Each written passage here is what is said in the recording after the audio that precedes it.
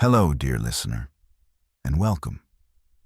Tonight, a gentle voice will guide you into the heart of Egypt, to walk beside Cleopatra, not through the words of history, but through the eyes of her most trusted companion. For this story is told by Charmion, the queen's devoted maid, whose memories hold both splendor and sorrow. So find a quiet place, let your body rest, and allow the voice of Charmion to carry you across time. And before we begin, tell me, where are you listening from tonight?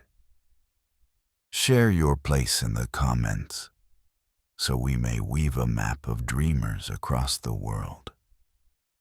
Now, let us step softly into the palace of Alexandria. I remember the day I first stepped through the golden gates of Alexandria's palace. The memory does not fade with time. Even now, years later, I can close my eyes and feel the sting of the sea breeze against my cheeks, the mingled perfume of salt, lotus and incense drifting on the air, and the trembling in my chest as though my very heart had become a bird desperate to take flight. Alexandria, my city, my beloved, restless, shining Alexandria. She was a marvel among the world's great cities, a crown of marble and gold resting on the edge of the blue Mediterranean. Ships came to her from every corner of the known world. Sleek Roman galleys heavy with soldiers, Phoenician traders with purple-dyed cloth, Greek vessels loaded with scrolls and wine, Nubian barges bearing ivory and gold, and at the edge of her vast harbor stood the Pharos lighthouse, so tall that it seemed to pierce the heavens, its flame a second sun guiding sailors to safety. It was into this city of wonders that my footsteps carried me on the morning of my destiny. I was but 15 summers old, the daughter of a family whose noble name had long since withered like a vine without water. Yet by fortune, or perhaps by fate, I had been chosen to serve in the household of Cleopatra, Queen of Egypt, daughter of the Ptolemies, a woman whispered of as goddess and monarch alike. My sandals tapped softly on the polished stones of the royal courtyard as the guards led me forward. Their bronze spears glittered in the sunlight, and the embroidered banners of the Ptolemies swayed in the sea wind. Every beat of my heart seemed louder than the clamor of horses' hooves outside the gates. My palms were damp. I wondered if the guards could see how tightly I clutched the small bundle that held all that remained of my childhood: 2 linen dresses, a comb carved of bone, and a tiny amulet of Isis given to me by my mother. Was I walking into glory, I asked myself, or into a cage gilded with pearls? The palace of Alexandria loomed before me, more a city within a city than a single dwelling. White marble columns rose like the trunks of sacred trees. Painted friezes of gods and conquerors lined the walls. Fountains splashed in hidden courtyards, filling the air with music sweeter than any lyre. Slaves bustled about carrying baskets of fruit, bolts of silk, and jugs of wine. Courtiers whispered in corners, their eyes glittering like daggers. I felt as though I had stepped into another world, one of impossible beauty and unbearable danger. The guards stopped before a set of golden doors carved with images of Horus, spreading his wings over the Nile. One guard struck the butt of his spear against the floor. The doors swung open with a groan, and I was led inside. The hall beyond was vast, its ceiling painted with stars so real, I half believed I had been transported into the heavens.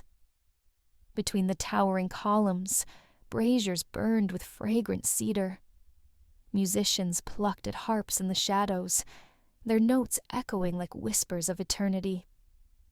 At the far end of the hall stood a dais draped in silks the color of pomegranates, and upon that dais, though I dared not yet raise my eyes too high, I knew the queen herself must sit. My breath caught in my throat.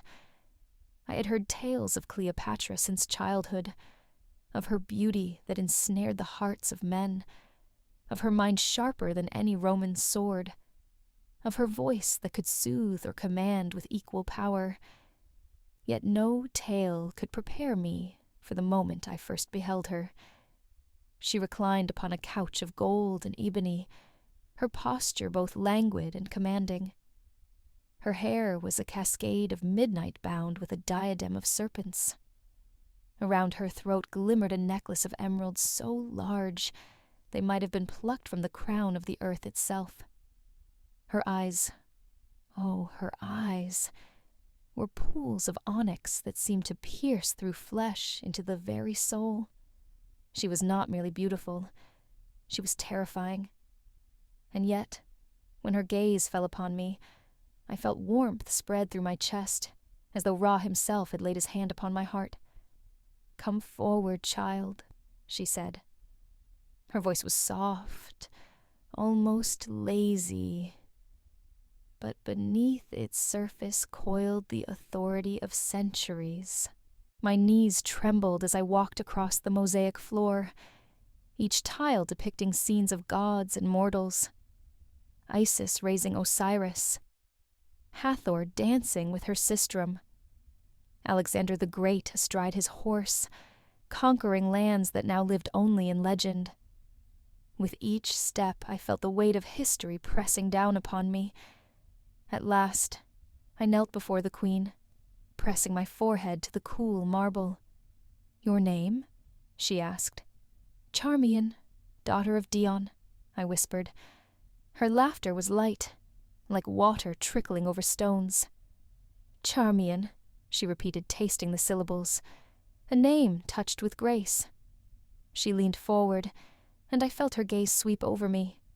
My braided hair, my trembling hands, the plain linen of my dress. I burned with shame, fearing I looked a pitiful offering to such a goddess. But Cleopatra only smiled. "You will serve me well," she said. "Rise." When I obeyed, I saw something flicker in her eyes. Curiosity, perhaps, or amusement, or maybe it was simply the reflection of my own awe shining back at me. From that moment, my life was no longer my own. I was led from the great hall by an older woman named Iras, one of the senior attendants of the queen. Her face was stern, but not unkind, lined by years of service and secrets. She carried herself with the calm assurance of someone who had long ago learned the dangers of the palace and survived them. "This way, little one," she murmured, her voice low, so that it would not echo in the corridors. "The queen has chosen you. That is honor beyond measure, but also a burden you will come to know." Her words sent a chill through me, but I followed obediently. The corridors of the palace seemed endless. Mosaics of lapis and gold gleamed underfoot, and the walls were lined with statues of gods: Isis, Osiris, Horus, and Bastet with her feline smile. Slaves bustled past carrying trays of fruit, jugs of perfumed water, bolts of fabric shimmering with color. Everywhere there was the rustle of silk, the murmur of voices, the scent of incense and spiced wine. Iris led me into a smaller chamber overlooking the royal gardens. There, she motioned for me to sit. "This will be your quarters for now," she said. "You will share the chamber with 2 others. Keep your belongings close, keep your eyes sharper, and never repeat what you hear in these halls." She fixed me with a look so piercing that I swallowed hard and nodded.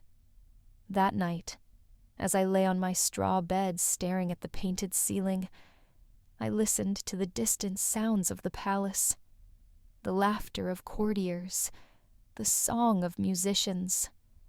the shuffle of sandals on marble. My heart ached with longing for the simplicity of my old home.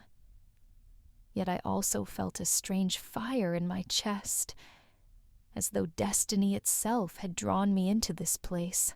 The days that followed were a blur of duties and lessons.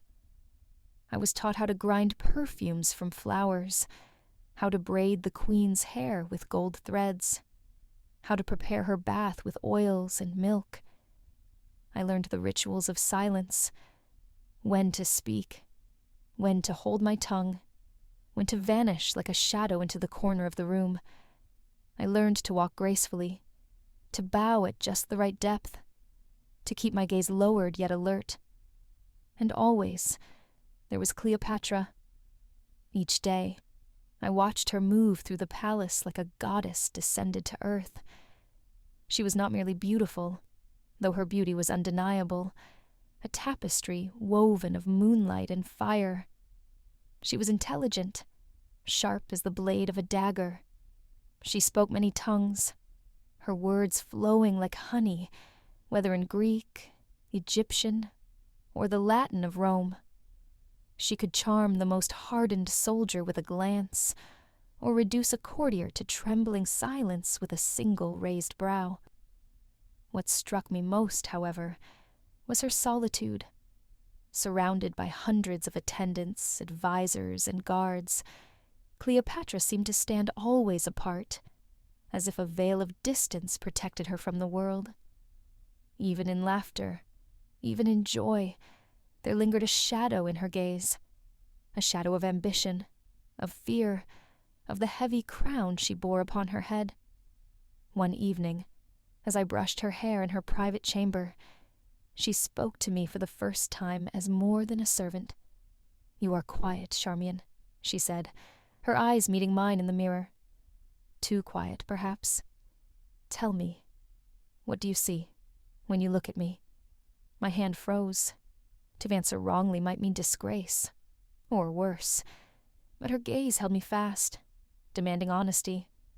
"I see," my voice trembled, "I see a woman of great beauty, my queen. A woman touched by the gods." Her lips curved into a smile, but it was tinged with sadness. A goddess, they say, but a goddess must never falter, never weep, never doubt. Do you know what it means to live as stone, Charmion?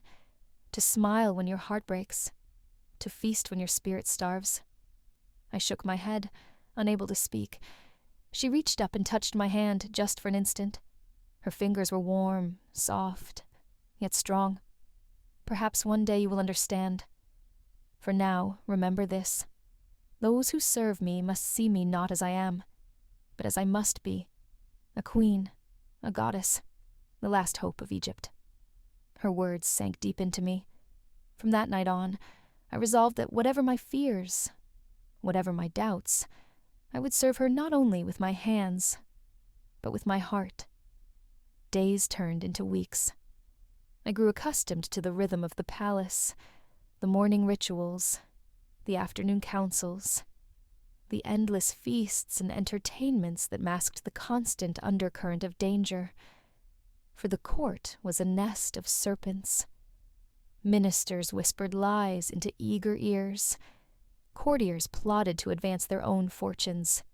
Ambassadors from foreign lands smiled with honeyed lips, while their eyes gleamed with hunger. And over it all, Cleopatra reigned, calm, commanding, dazzling, untouchable. Yet behind closed doors, in the quiet hours of the night, I began to see another side of her. She would speak to me as I arranged her pillows or poured her wine. She told me of her childhood, how she had learned Greek, Latin, and Egyptian from tutors who doubted a woman's mind, how she had watched her father, Ptolemy Auletes, struggle to keep his throne amid Roman intrigues, how she had walked through the streets of Alexandria, dressed as a commoner, listening to the voices of her people. "It is not enough to wear a crown," she said once, her eyes glittering in the lamplight. "A queen must know her people, as a mother knows her children. Only then can she rule them. Only then can she love them. Her words filled me with awe. She was not only my mistress, not only my queen. She was my teacher, my example, my light. Still, I could not escape the whispers that echoed in the palace corridors. Egypt was not safe. The Romans grew ever stronger, their legions spreading like a tide across the world. Already, they had claimed much of the Mediterranean, and now their gaze had turned toward the Nile. Cleopatra's throne was not secure. Her own siblings coveted the crown, and in the shadows of the palace, betrayal stirred like a viper waiting to strike. I was young, but not blind. I saw the fear in the queen's eyes when she dismissed her council. I heard the trembling in her voice when she prayed to Isis for strength. And I knew, though I could scarcely admit it even to myself, that the day would soon come when Egypt's fate and my queen's destiny would be tested by fire. The first true test of my loyalty came sooner than I imagined. It was during a lavish banquet, one of those evenings when the palace glittered like a jewel lit by 1,000 torches. Guests had come from Greece, from Cyprus, from Judea, even from Rome itself. The air smelled of roasted lamb and honey cakes, of spiced wine and frankincense. Musicians plucked at lyres while dancers swirled in silk, their bracelets chiming like bells. Laughter and gossip rippled through the hall, as easily as the Nile flowing to the sea. I stood behind Cleopatra's couch, fanning her gently with ostrich plumes. To the world, I was invisible, a servant, a shadow. Yet from my place I saw everything. The sharp glances exchanged between rival courtiers, the forced smiles of ambassadors, the wary eyes that followed the queen's every movement. Cleopatra herself was radiant. She wore a gown of sheer linen embroidered with golden lotuses, her diadem gleaming like captured lightning. She spoke in Greek to one guest, in Egyptian to another, in flawless Latin to a Roman envoy who tried, and failed, to hide his admiration. Her laughter rang out, light as a bell, but I knew her well enough now to recognize the tension hidden beneath it. The Roman envoy leaned closer, his words dripping with arrogance. "Rome is generous to her friends," he said. "Perhaps Egypt should remember that." Cleopatra's smile never faltered. "Egypt remembers many things," she replied sweetly, "including the value of her independence." The hall fell silent for an instant. Then laughter erupted again, covering the sharp edge of her words. Yet, in that silence, I felt the ground shift beneath us. Rome's shadow had fallen across Egypt, and it would not be easily lifted. That night, when the feast had ended, and the guests had gone, Cleopatra dismissed the attendants, until only I remained. She sank onto her couch, her shoulders sagging under the weight of the crown she no longer wore. "Charmion," she whispered, "do you know what it is to play dice with the gods? Every move I make is a gamble, one misstep, and not only I, but all of Egypt will be devoured." Her hands trembled as she lifted a cup of wine. Without thinking, I took it from her and set it aside. "You will not falter, my queen," I said, surprising even myself with the firmness of my voice. "The gods have chosen you for this throne, and My throat tightened. "I will stand with you, whatever comes." She looked at me then, truly looked, and I felt as though the very air between us caught fire. For the first time, she did not seem a goddess or a queen. She seemed a woman, lonely, burdened, afraid. Her hand brushed mine. "You are brave, little Charmion," she murmured, "braver than you know." perhaps braver than I. From that moment, something unspoken bound us together. I was no longer just a servant. I was her confidant, her shadow, her mirror. And though I did not yet know it, I was also a witness to history about to be written in blood and fire. The months passed, and the world beyond the palace grew ever darker. Rome's civil wars shook the earth like thunder. News came of battles fought on distant shores, of generals rising and falling like the tides. The names of Caesar and Pompey were whispered in the halls, with equal measures of fear and hope. Cleopatra listened to every rumor, weighed every message. She spent long hours with her advisers, her voice calm, though her eyes betrayed her exhaustion. I remained close, silent, learning more of the world than any girl of my years should know. One evening, as we walked together in the palace gardens, she stopped beside a fountain where water spilled from the mouth of a carved lion. Moonlight silvered her hair. "Do you believe in fate, Charmion?" she asked suddenly. I do not know, my queen," I admitted. "Sometimes I think we shape our own path. Other times, it seems the gods weave it for us." She smiled faintly. "Both, perhaps.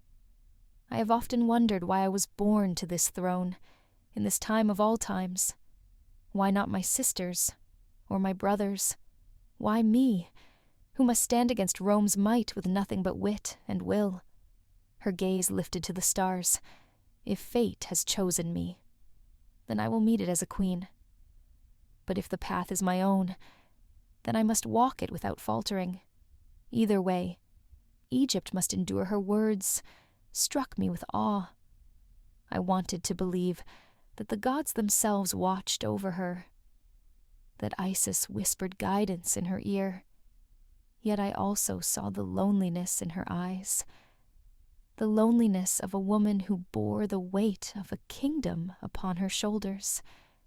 It was then I understood that my purpose was not merely to serve her with my hands, but to guard her spirit, to be the one soul who saw her not as a goddess, not as a throne, but as Cleopatra, the woman, the dreamer, the flame. One morning, not long after, a messenger arrived breathless from the harbor. He fell to his knees before the queen, his words tumbling out like stones. Pompey the Great, slain, murdered upon Egyptian shores. A hush fell over the palace. I will never forget the way Cleopatra's lips parted, the faintest gasp escaping her. For Pompey was no ordinary Roman. He had once ruled as part of the triumvirate, master of legions, rival even to Julius Caesar himself. Now his headless body lay in the sand of our land, offered up as a grisly gift. Cleopatra dismissed the court and sat long in silence. At last she whispered, "Rome's storm comes closer," and with it, Caesar. The name hung in the air like a thundercloud. Julius Caesar, the man whose ambitions spanned continents, whose armies bent nations to his will.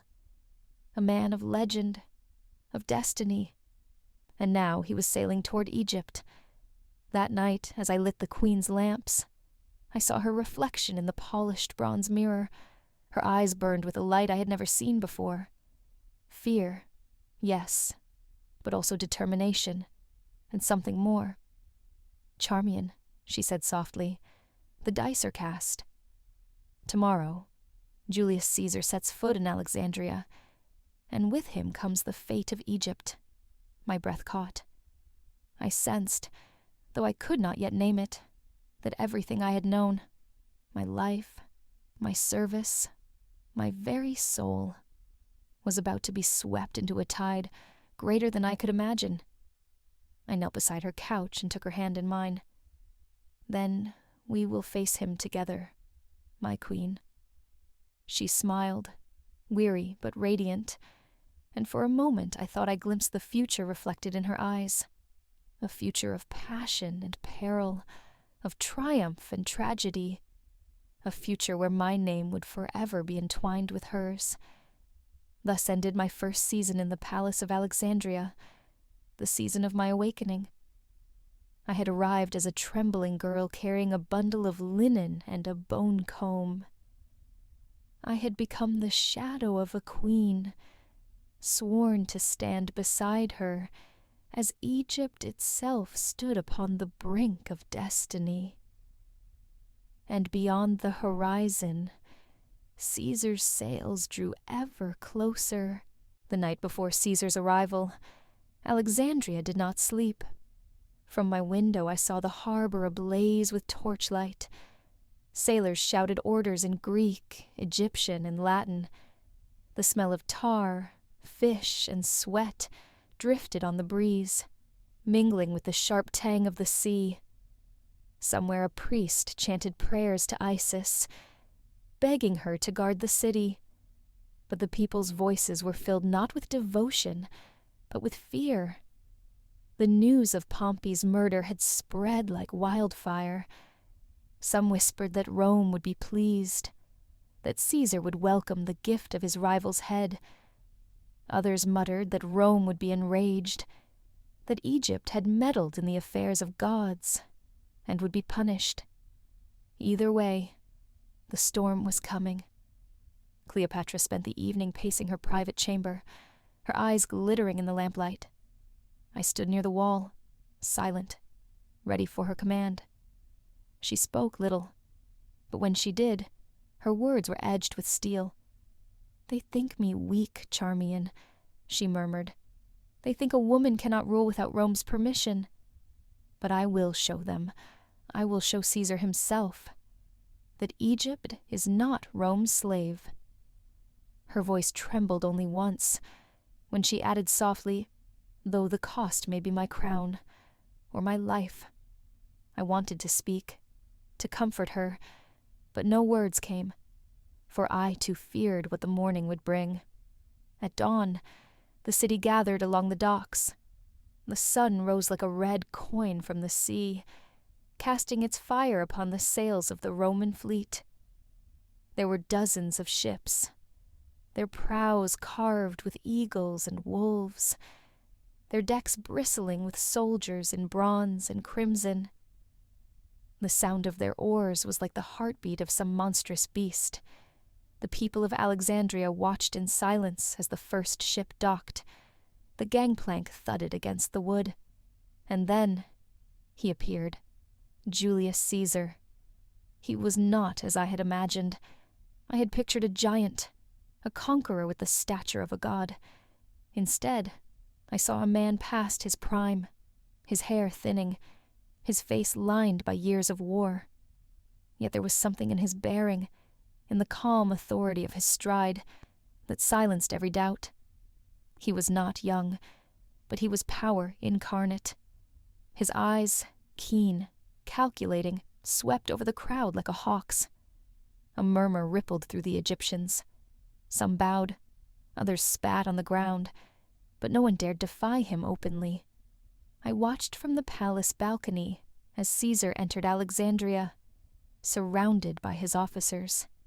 He did not smile. He did not wave. He walked as though the city already belonged to him. Beside me, Cleopatra's fingers tightened on the railing. "There he is," she whispered. "The man who holds Rome, and perhaps Egypt, in his hand." Her voice was steady, but I felt the tremor that ran through her body. That evening, the palace prepared to receive Caesar. The halls were scrubbed until the marble gleamed. Statues were garlanded with lotus and papyrus. Musicians tuned their lyres. Yet the air was thick with tension. Ministers argued in corners. Courtiers rehearsed their greetings. Some looked eager, others terrified. I helped dress Cleopatra in a gown of deep blue, the color of the Nile at dusk. Her hair was coiled in braids bound with gold. Around her throat lay a collar of lapis and turquoise that glowed like captured sky.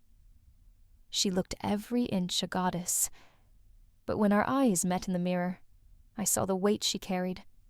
"Remember, Charmion," she said softly, "tonight is no feast. It is a battle, and I must win it not with sword or spear, but with words, with wit, with charm." I bowed, my heart pounding. "Then Rome itself will fall at your feet, my queen." She smiled faintly. "Let us hope Caesar is as easily conquered as you." The banquet hall shimmered with light from 100 lamps. Caesar entered without ceremony, his crimson cloak casting a shadow like spilled blood across the marble. The courtiers bowed, the musicians struck a note, and the queen rose to greet him. Their eyes met across the hall. Time seemed to still. "Welcome to Alexandria," Cleopatra said, her voice smooth as honey yet sharp as wine. Caesar inclined his head. "I thank you, Queen of Egypt." His Latin was clear, measured, his tone one of a man accustomed to obedience. I stood behind Cleopatra's couch, my fan trembling in my hands. The air between them seemed charged, as though invisible threads were being woven. They spoke politely at first, of Rome, of Egypt, of trade and politics. Yet beneath their words flowed another current, unspoken but undeniable, a challenge, a recognition, perhaps even the first spark of something deeper. When the feast ended, Caesar lingered. His eyes studied Cleopatra as though she were a puzzle he meant to solve. And Cleopatra, for all her poise, did not look away. That night, when we returned to her chamber, she sank onto her couch with a sigh that seemed to release all the tension of the evening. "Well, Charmion," she murmured, "the Lion of Rome has entered our den. Now we must see whether he comes to devour us, or to join us." The days that followed Caesar's arrival were like walking along the edge of a blade. Alexandria itself seemed to hold its breath. Merchants at the market lowered their voices when speaking of Rome. Priests burned endless offerings at the temples, their chants rising in smoke toward indifferent gods. Even the sea seemed restless, waves crashing harder against the harbor walls, as though echoing the unease of the people. Inside the palace, the air was thick with suspicion. Cleopatra's younger brother, Ptolemy XIII, still clung to his claim to the throne, and his advisers whispered poison into every ear that would listen. Ministers scurried between chambers, some pledging loyalty to Cleopatra, others plotting in shadows. I, who was but a girl among giants, found myself listening more closely than ever. For every whisper could mean betrayal, and every gesture could mark the difference between life and death. One evening, as I prepared Cleopatra's bath, she spoke suddenly, her voice low, her words sharp. "Charmion, they will try to pit Caesar against me. They will say I murdered Pompey, that I cannot be trusted, but I will not let them control the story. I must speak to Caesar alone, away from their lies, away from their eyes." I hesitated. "Alone, my queen, with the Roman general." Her smile curved like a blade. "Do you fear for me, little one?" "Yes," I admitted. "He is powerful. He is Rome." Her laughter was soft, almost tender. "And I am Egypt." Do not forget that she rose from the bath, her skin glistening with oil, her hair a dark river down her back. "No man, Charmion, not even Caesar, can truly see me until I choose to be seen, and when I do, he will not forget it." That night, her plan unfolded.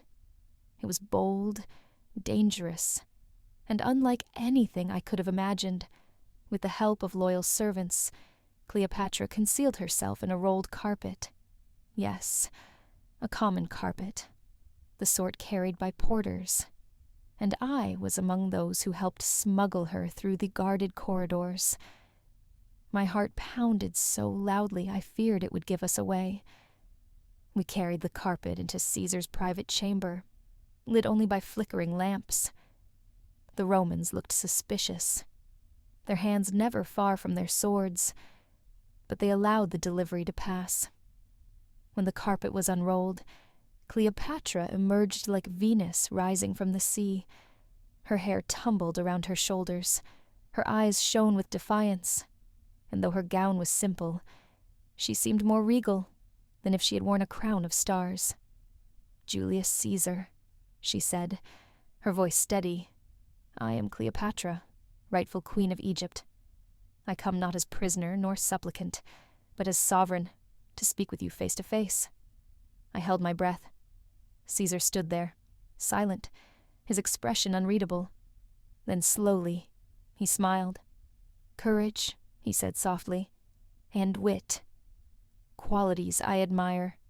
In that moment, something shifted. The lines between conqueror and conquered blurred. They were no longer merely queen and general. They were two forces of nature, meeting, testing, measuring each other's strength. I was dismissed then, along with the other attendants, though my ears strained to catch every word. I lingered just beyond the chamber doors, my heart racing. Their voices rose and fell, sometimes sharp, sometimes low, weaving a tapestry of politics and persuasion. Later, Cleopatra returned to her chambers, her eyes alight with triumph. "He listens, Charmion," she whispered. "He sees me not as child, not as pawn, but as equal. Perhaps even as something more I dared to ask. Do you trust him, my queen?" Her gaze turned inward, thoughtful. "Trust. Number, but I will use him, as he will use me. And if the gods are kind, Egypt may yet be saved." The following days were filled with councils and arguments. Caesar summoned both Cleopatra and Ptolemy, demanding they share the throne as joint rulers. The boy king and his advisors fumed, their faces dark with rage. Cleopatra, however, only smiled sweetly, bowing with perfect grace. Behind closed doors, though, she whispered her true thoughts to me. "Caesar is clever. He believes he binds us together, but in truth, he binds himself to me. Already he spends long hours in my company, speaking not only of politics, but of philosophy, of stars, of destiny. He is unlike any man I have known." There was a softness in her voice when she spoke his name, a softness I had never heard before. It frightened me more than anger or war, for power could be wielded, danger could be faced, but love, I knew even then, could unravel the strongest heart. One night, I accompanied her to the palace gardens, where Caesar awaited by the fountains. The moonlight painted silver on the marble paths. He stood tall, his crimson cloak stirring in the breeze, his face carved with thought. They spoke in low voices, too soft for me to hear, but I saw their expressions, the intensity in his eyes, the fire in hers. She gestured toward the stars, and he leaned closer, listening as though the fate of the world were written in her words. When she returned to me, her cheeks glowed, her lips curved in a smile both fierce and tender. "Charmion," she whispered, "I think the gods have sent him to me." I wanted to protest, to remind her of the danger, but her joy silenced me. For how could I deny her hope when she carried the weight of a kingdom on her shoulders? Yet not all were pleased with this new alliance. Ptolemy's advisors stirred rebellion in the city. Soldiers loyal to the boy kings and clashed with those who favored Cleopatra. The streets of Alexandria rang with the clash of steel, the cries of the wounded. From the palace windows, I watched flames rise against the night sky. My heart ached with terror, but in the council chamber, Cleopatra and Caesar stood side by side, their voices steady, their wills unyielding. "Egypt will not fall," she said, her voice carrying like a trumpet. "Nor will Rome's honor," Caesar added, his hand resting lightly upon the hilt of his sword. And I knew then that whatever storm awaited, they would face it together. The palace became a fortress. Roman soldiers patrolled the corridors, their armor glinting in the lamplight, their eyes cold and watchful. Egyptian guards bristled at their presence, but dared not defy Caesar's command.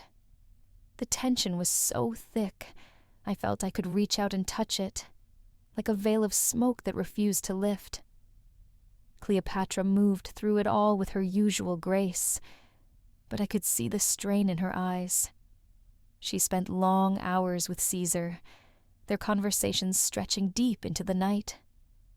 Sometimes she would emerge from those meetings radiant, filled with energy, as though lit from within. Other times, she seemed weary, the weight of his demands pressing upon her shoulders. "Charmion," she confided once as I unpinned her hair, "he is not like the others. He is no mere courtier, no weak minister to be flattered and discarded. He is steel. Yet even steel can be bent, if one knows where to apply pressure." I was silent, though inside my chest my heart raced, for I could not help but fear that while she sought to bend Caesar, he too sought to shape her to his will. The city outside boiled with unrest. Ptolemy's allies rallied in the streets, their voices raised against both Cleopatra and Rome. Fights broke out near the harbor. Rioters stormed the markets, looting grain and wine. Smoke rose into the sky, staining the air with ash. One afternoon, as I hurried through the courtyard with a tray of scrolls, I heard the clash of steel. A Roman soldier and an Egyptian guard had come to blows, their swords flashing like lightning. Blood splattered across the marble. Shouts filled the air until other soldiers dragged them apart. That night, I could not sleep.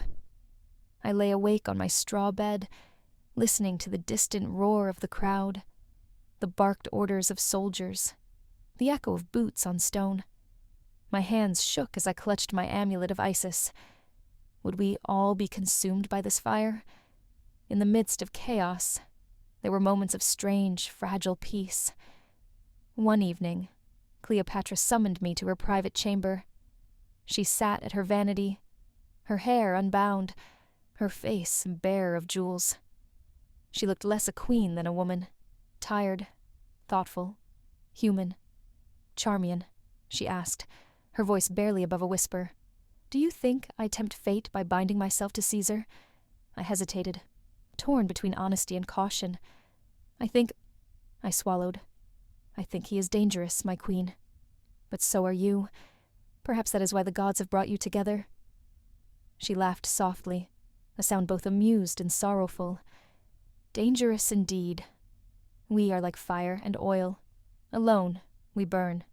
Together, we may ignite the world." Her eyes lifted to the window, where the moon shone over Alexandria.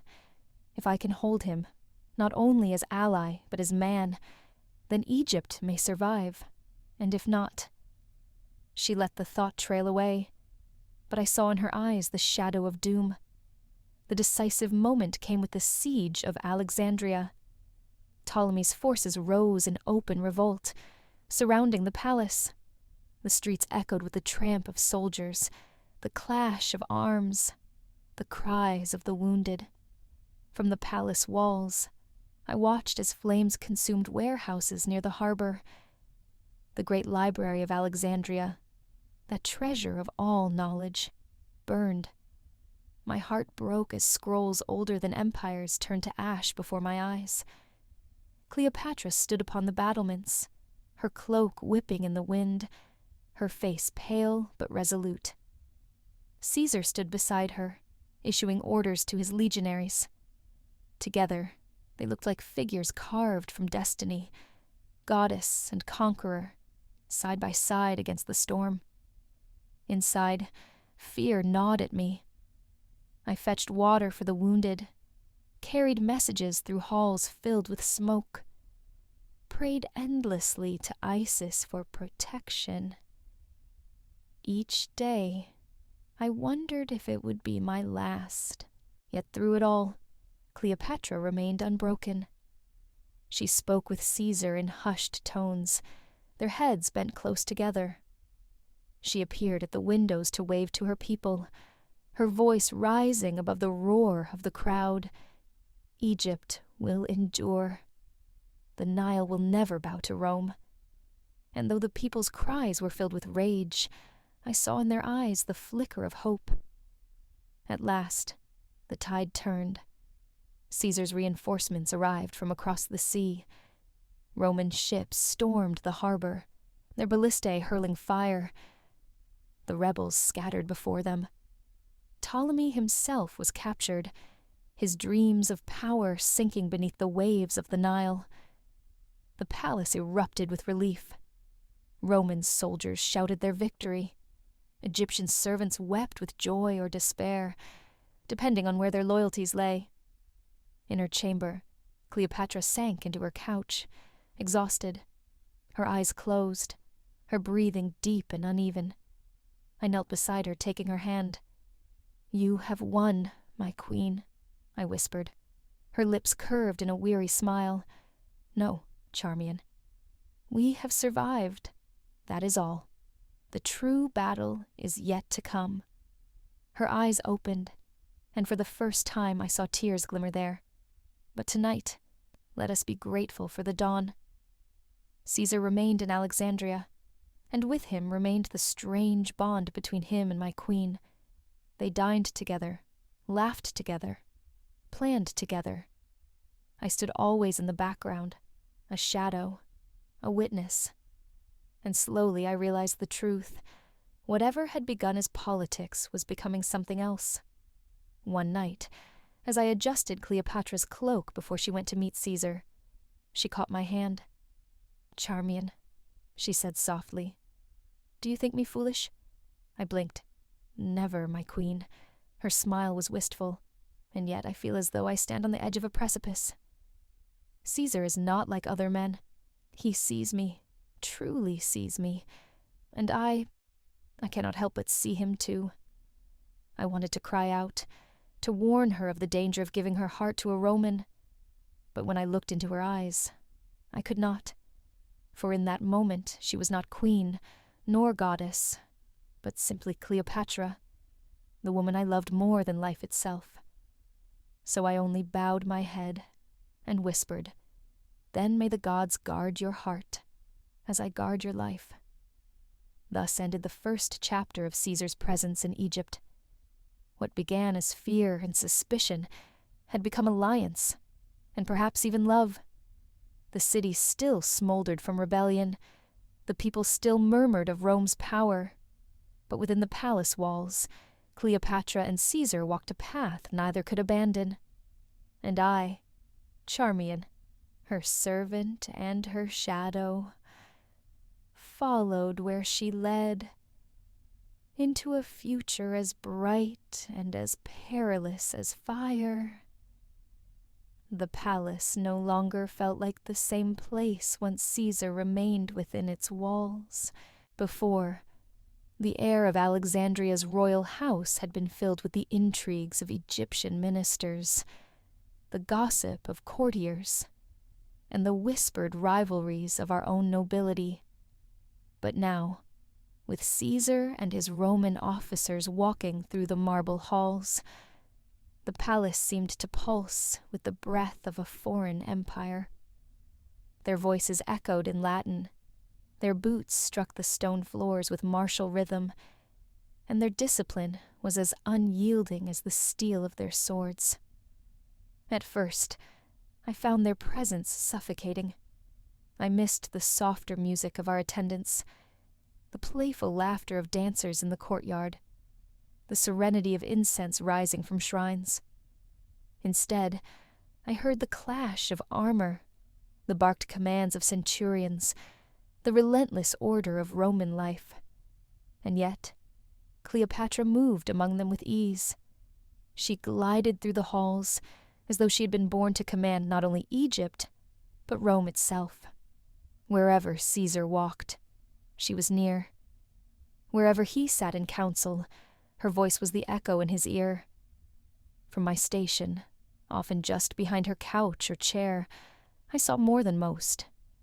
I saw how Caesar watched her, not merely with the eyes of a general weighing an ally, but with the gaze of a man drawn into orbit around her light. He was older, lined by campaigns, his shoulders heavy with the weight of worlds. Yet in her presence, he seemed transformed, younger somehow, eager, alive. She listened to him speak of battles fought in Gaul, of the Senate's corruption, of the ambitions of men who once called him friend. And she, in turn, spoke to him of the Nile's floods, of Egypt's ancient gods, of her dream to rule as both queen and savior of her people. Their voices wove together like the threads of a tapestry. Rome and Egypt, war and wisdom, ambition and desire. One evening, after a long day of councils, Cleopatra dismissed her ministers and beckoned me to her side as she prepared for supper with Caesar. "Charmion," she said, lifting her arms for me to drape her gown of silver-threaded linen. "Do you know what power truly is?" I hesitated. "Is it not the crown, my queen? The throne?" Her lips curved in a knowing smile. "No, little one. Power is the ability to shape the heart of another. Caesar commands legions, but what are legions compared to the sway of a single soul? Tonight, I do not wear this gown for Egypt, nor for Rome. I wear it for him, for through him, Egypt's fate may yet be secured." Her words lingered with me as I arranged her jewelry. She chose emeralds that glowed like the Nile at sunrise, and a diadem shaped like a rearing cobra. When she was ready, she was not merely Cleopatra the queen. She was Isis reborn, a vision no mortal could resist. I attended her as she dined with Caesar in a private chamber draped in silks. The table groaned with delicacies, honey cakes, roasted fish, figs, and wine as dark as garnet. Musicians played softly in the background, their melodies a lullaby to cloak the tension that simmered beneath. I kept my gaze lowered, fanning her with ostrich plumes, but my ears were sharp. "You are bold, Queen of Egypt," Caesar said between sips of wine. His Latin was firm, deliberate, as though every word had been weighed. "Few would dare to defy the Senate as you do." Cleopatra laughed lightly. "And yet, I am still here. Perhaps boldness is what the gods require, or luck. Perhaps both." She leaned forward, her eyes glimmering in the lamplight. "And what of you, Caesar? Do you believe yourself chosen by the gods?" He hesitated, his expression unreadable. Then he said quietly, "If I am not chosen, then I will choose myself." Rome bends to those who refuse to bow. Their eyes locked, and in that silence I felt the weight of destiny pressing down upon us all. Days blended into nights, and nights into dawns. Life in the palace became a rhythm of councils, banquets, whispered strategies, and moments of intimacy that I, ever the shadow, could not help but witness. Caesar took to walking with Cleopatra through the gardens. I followed at a respectful distance, listening to their voices mingling with the sound of fountains.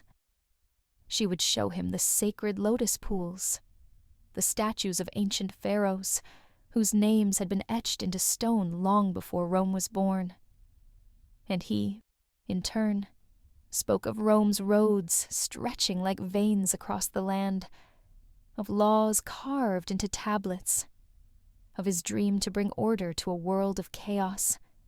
Sometimes, when they paused by the reflecting pool, I caught the softness in their voices, the glances that lingered too long. It was no longer only politics that bound them. It was something far more dangerous, far more fragile. Yet the palace was not a place of peace.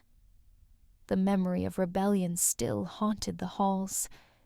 Many Egyptians resented the Roman presence, and though Caesar's soldiers kept order, discontent brewed like storm clouds on the horizon. Ministers bowed to Caesar by day, but cursed his name in whispers at night. Cleopatra was well aware of this. In her private chambers, she confided in me. "They see me as Rome's puppet," she said bitterly, pulling the pins from her hair so it tumbled down her back. "They think I bow before Caesar's will. But they do not understand. I bind him as surely as he binds me. Together, we are stronger than apart. And if they cannot see that, then let them choke on their blindness." Her passion left me breathless.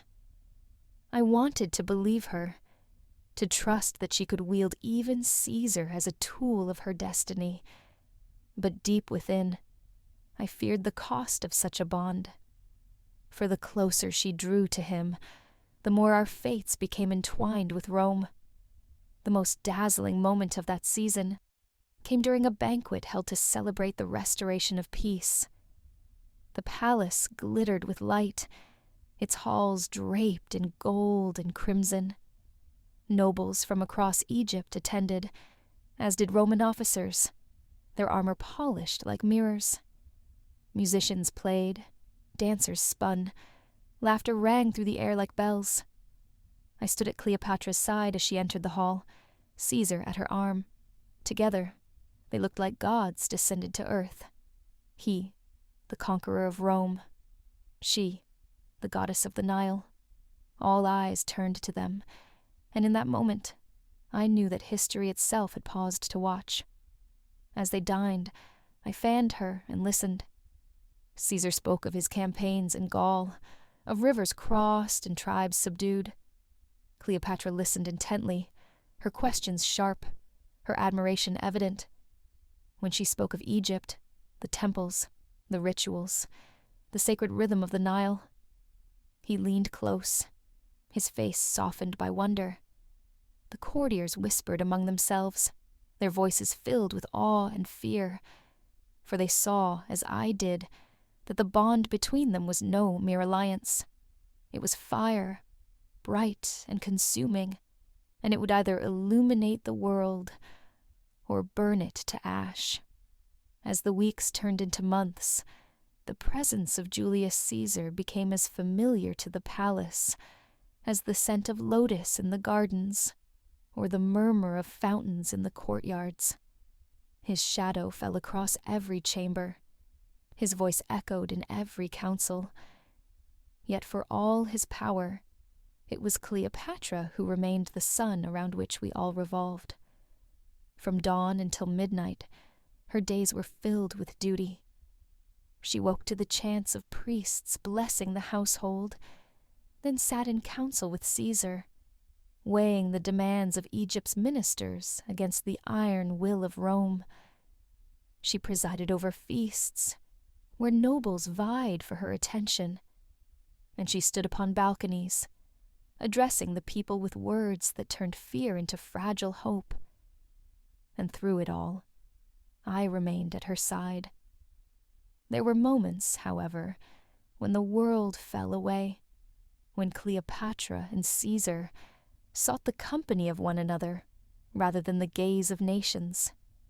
These were the moments I, Charmion, often witnessed in silence, my heart torn between awe and unease. One evening, I was summoned to her private chambers. She was already dressed in a simple robe of white linen, her hair unbound. "Tonight," she said softly, "there will be no council, no banquet. Only supper with Caesar I set the table myself, laying figs, dates, roasted fish, and wine upon silver platters. When Caesar entered, he dismissed his guards with a gesture. For hours they spoke not of war or politics, but of stars, of poetry, of dreams. Cleopatra recited verses of Homer in Greek. Caesar answered with lines from Roman poets. At one point they laughed together, their voices mingling like music.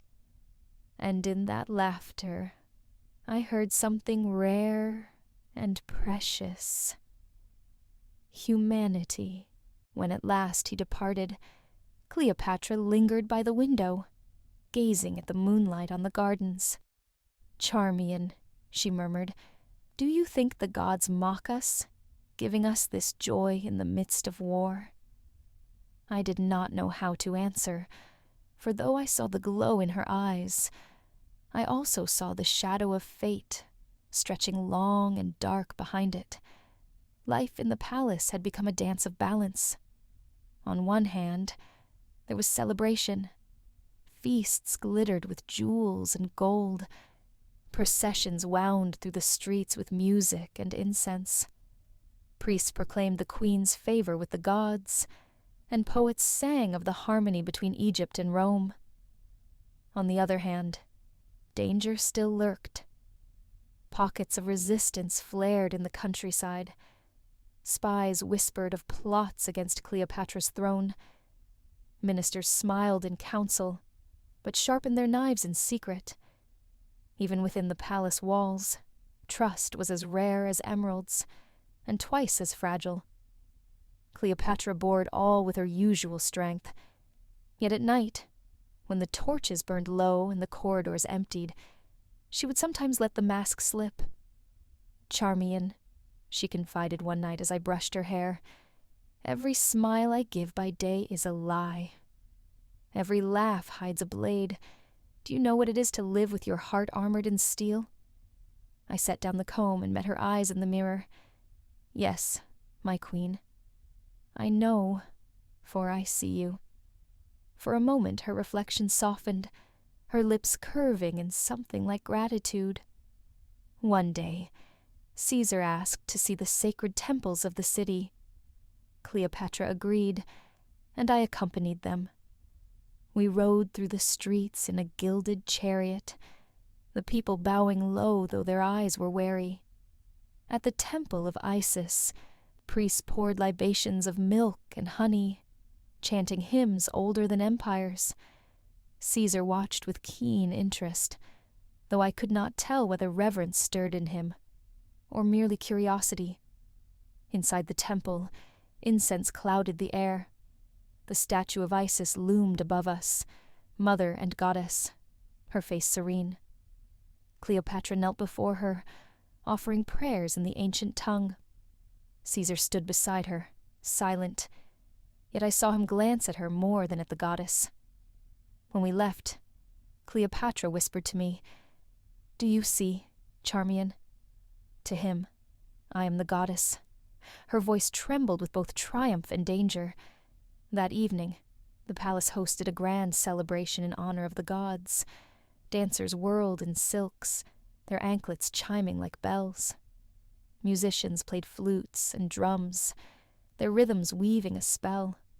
Torches flickered, casting shadows across painted walls. Cleopatra and Caesar sat side by side on a dais, the embodiment of power united. Guests toasted them, praising the bond of Rome and Egypt. Yet beneath the surface, I sensed envy, resentment, and fear. As I fanned the queen, I noticed how Caesar's hand brushed hers, subtle but undeniable. She did not withdraw. Instead, she smiled, her eyes glittering. The courtiers whispered, their voices sharp as daggers. Some called it destiny, others folly. But all knew that what had begun as alliance was becoming something far more intimate. After the feast, when the halls had emptied, Cleopatra dismissed the attendants until only I remained. She sank into her couch, her laughter still lingering, though her eyes were weary. "Charmion," she said softly, "do you know what it is to hold the world in your hands, and yet feel it slip like sand between your fingers?" I shook my head. "It is to be queen. It is to be woman. It is to love and to rule, and to know that one will always devour the other." Her words filled me with dread. For though she seemed invincible, I knew that even the strongest heart could break, and if hers did, Egypt itself might shatter. Yet amid the shadows, joy bloomed as well. Caesar arranged games in the courtyard, mock battles, races, contests of strength. Children laughed as they watched soldiers wrestle. Nobles cheered, their fears forgotten for a time. Cleopatra presided with regal delight, her voice rising in praise, her eyes shining with amusement. I stood behind her, smiling despite myself. For in those moments, the palace felt alive again, not with fear, but with hope. Hope that perhaps, for a little while, peace might endure. Not all in Alexandria welcomed the sight of Cleopatra and Caesar, walking hand in hand through the palace gardens.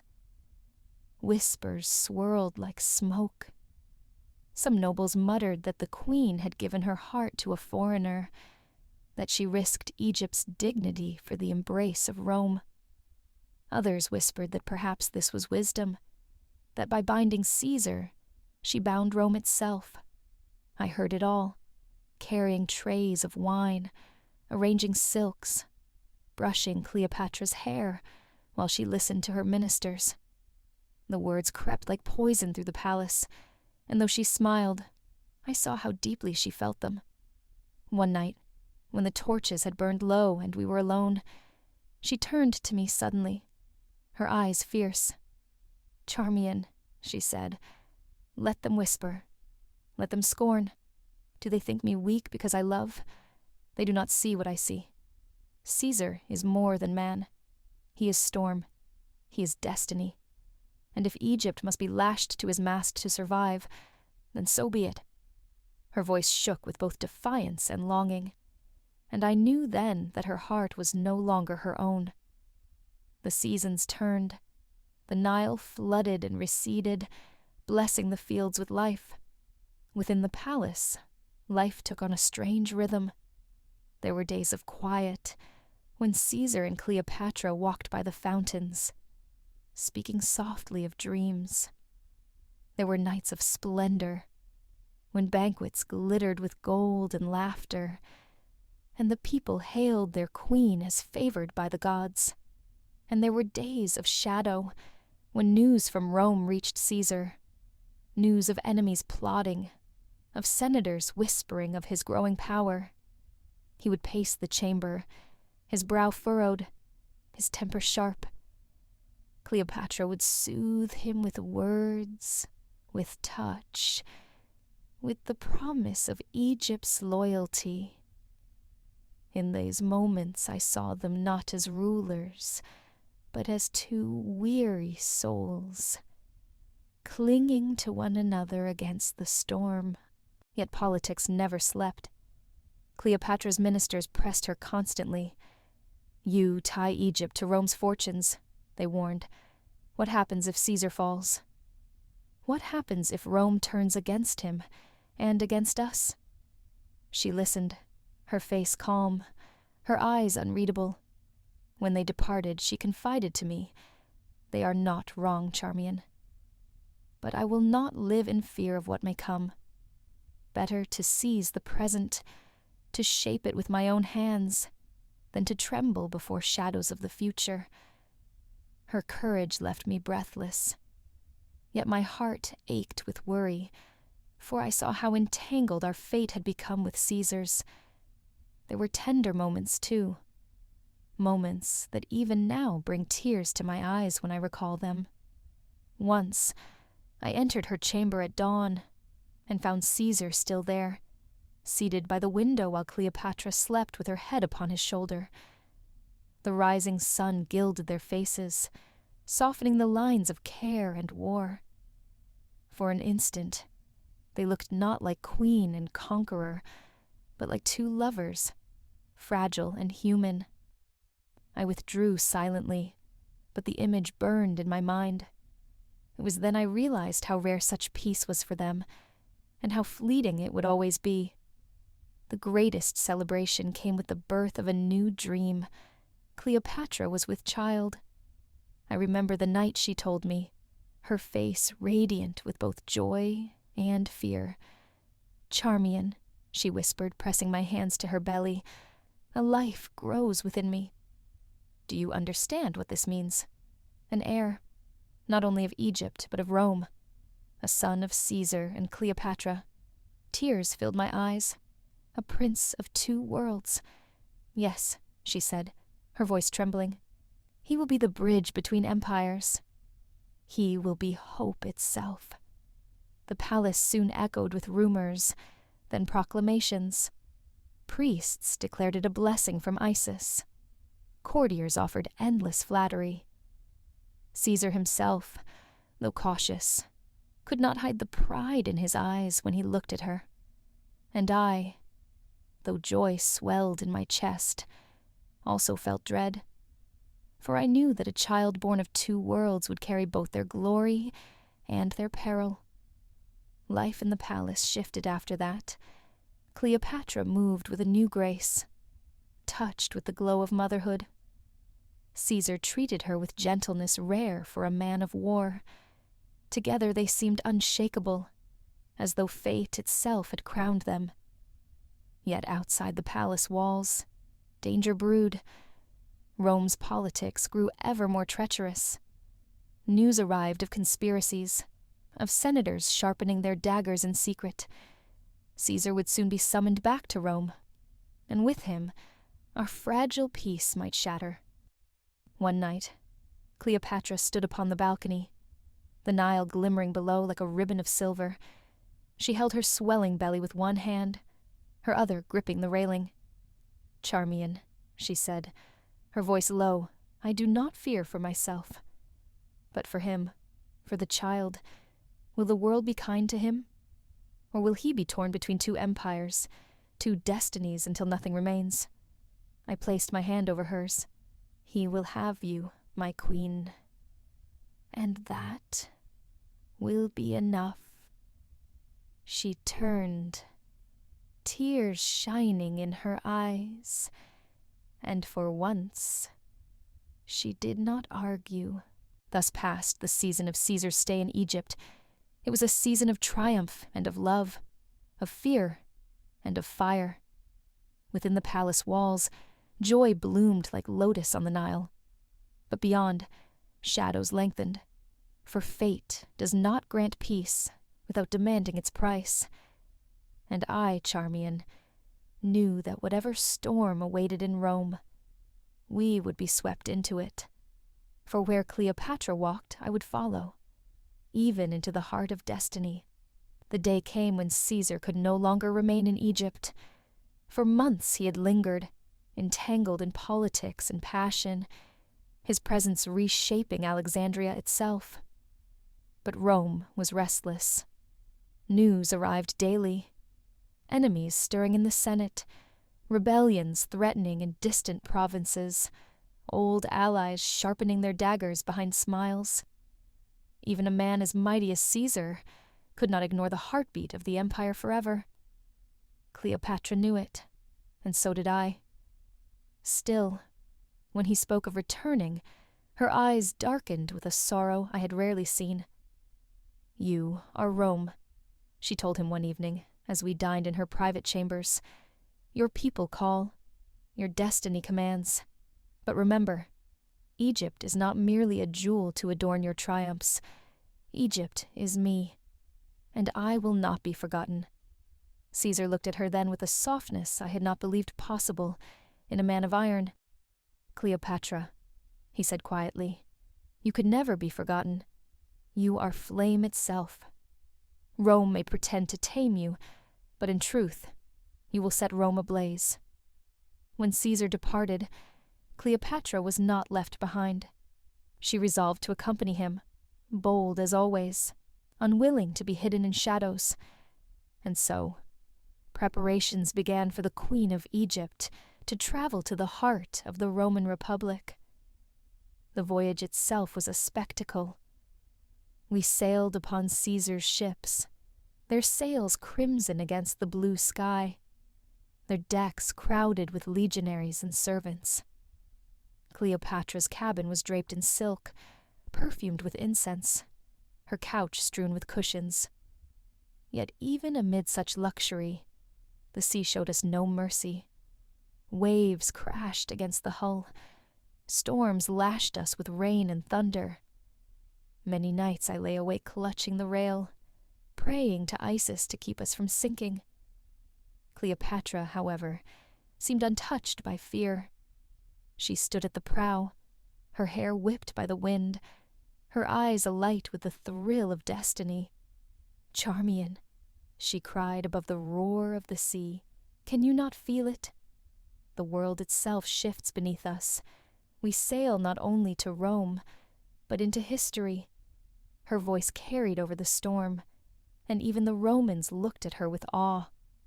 When at last we reached Italy, I felt the weight of the world press upon me. Rome was unlike anything I had imagined. Alexandria had been a jewel, glittering and refined, but Rome was a mountain, immense, unyielding, alive with power. Its streets teemed with thousands upon the thousands of people. Its temples rose like forests of marble. Its forms rang with the voices of senators and orators. And above it all loomed the shadow of Caesar.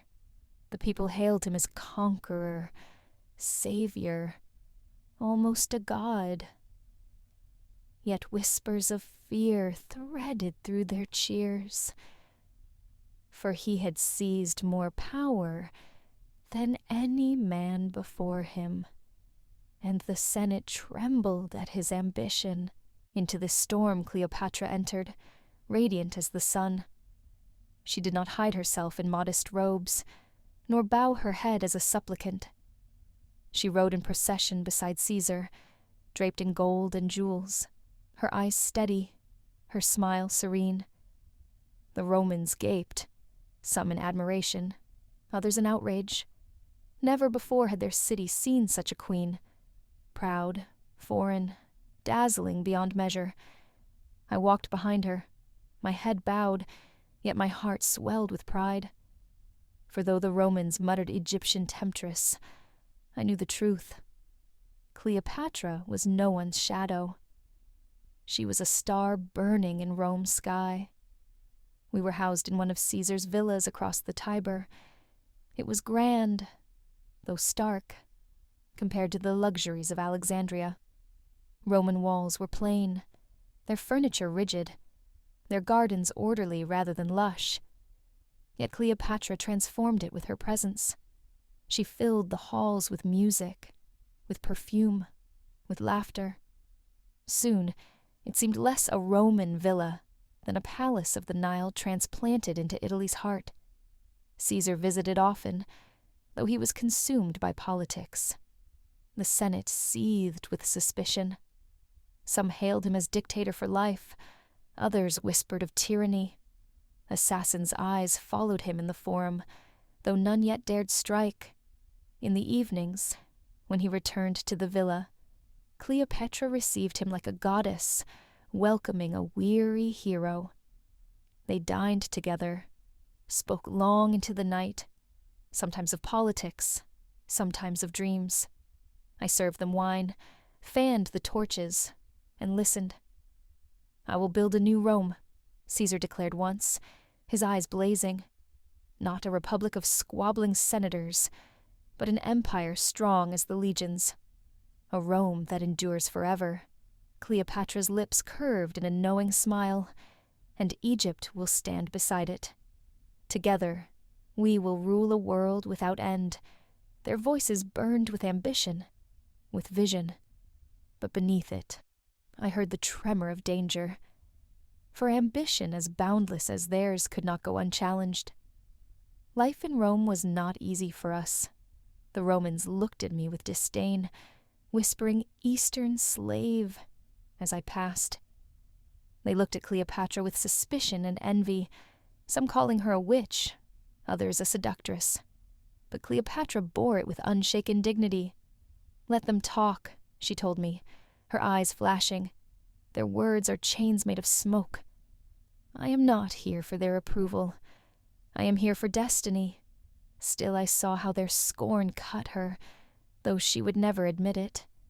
She longed to be recognized not merely as Caesar's mistress, but as Queen of Egypt, equal to Rome itself. The months passed. Winter cloaked the city. Fires burned in every hearth. Senators schemed in every hall. Caesar grew ever more powerful, his reforms reshaping Rome, his presence dominating every forum. And through it all, Cleopatra remained at his side, a quiet but unyielding flame. Yet shadows gathered. I heard them in the markets, in the whispers of servants, in the furtive looks of senators. "Too much power," they said, "too much ambition." They feared Caesar, and they hated Cleopatra. Together, they were a vision of a world the old republic could not endure. And though I tried to push the fear from my heart, I knew, deep within, that tragedy was drawing near. Rome in winter smelled of smoke and iron. The winds that tore through its avenues were not the soft, sea-scented breaths of Alexandria, but hard and dry, laden with dust and rumor. Men argued in porticos with the urgency of soldiers sharpening blades. Women drew their cloaks tight and watched from doorways as politics, fiercer than any storm, rattled the city's bones. We lived across the Tiber in a villa that Caesar had made our haven. At first it felt foreign, the walls too bare, the gardens too neat, the marble floors honest but unadorned. Yet the queen remade it as easily as she remade hearts. She ordered musicians from Greece, lamps of blown glass from Egypt, and tapestries dyed with Tyrian purple to soften the Roman starkness. Servants learned to carry trays with the quiet grace of Alexandria's court. Incense drifted through the peristyle like a prayer. Before long, the villa had a pulse that felt like the Nile's, slow, deep, life-bringing. And there, in the center of it all, stood Cleopatra, more brilliant than any brazier, more dangerous than any blade. By day, Caesar wrestled the Republic into a shape that would fit his hand. By night, he crossed the river to us. He came with the chill of the Forum still clinging to his cloak, and left with a warmth in his eyes that belonged to no senate and no legion. He spoke of laws and grain and debt and the calendar. Yes, even the calendar, whose stubborn days he bent toward order. She answered with the rhythms of the flood, with the old ways and the new strategies that might keep a kingdom whole when empires stirred. I poured the wine and pretended not to listen, but I heard everything. "Rome will endure because I will teach it to endure," he said once, stripping the leather from his forearm as though unbuckling war itself. "It must become one will." The rest is noise. Cleopatra's gaze held him. And what is a will without a dream? Stone without a river dries to dust. He smiled, and the lines of battle softened. "Then be the river Egypt." "I am," she said simply. "The Romans came to look, if not to love."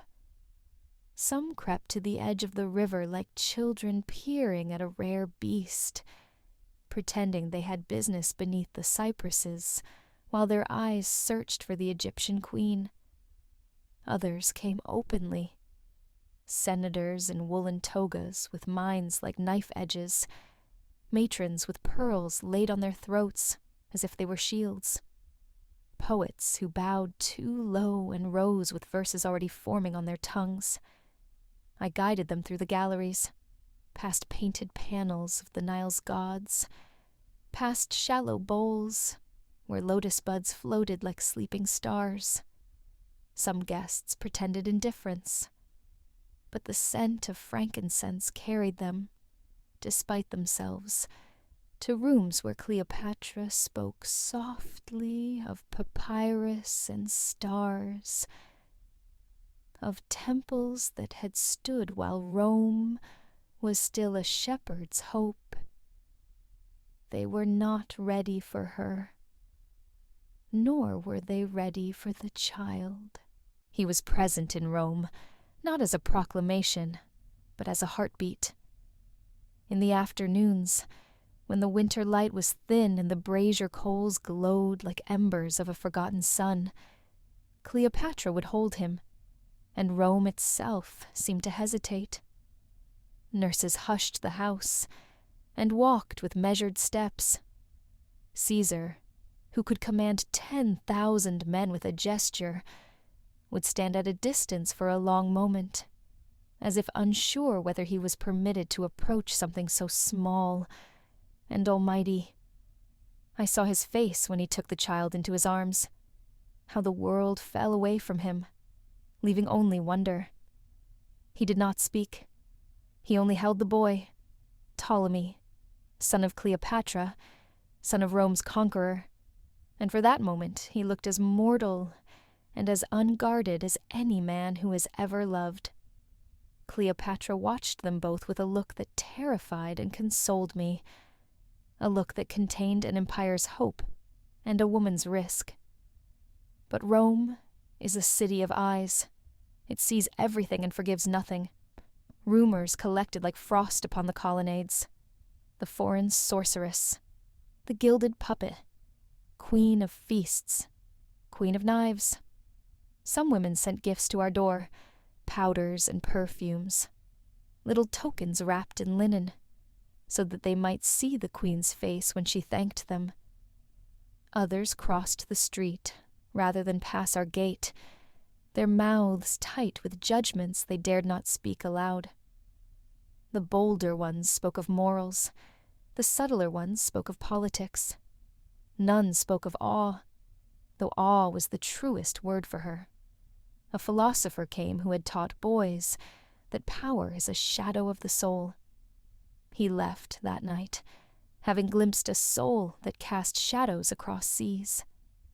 A general came, whose hands bore the memory of 50 battles.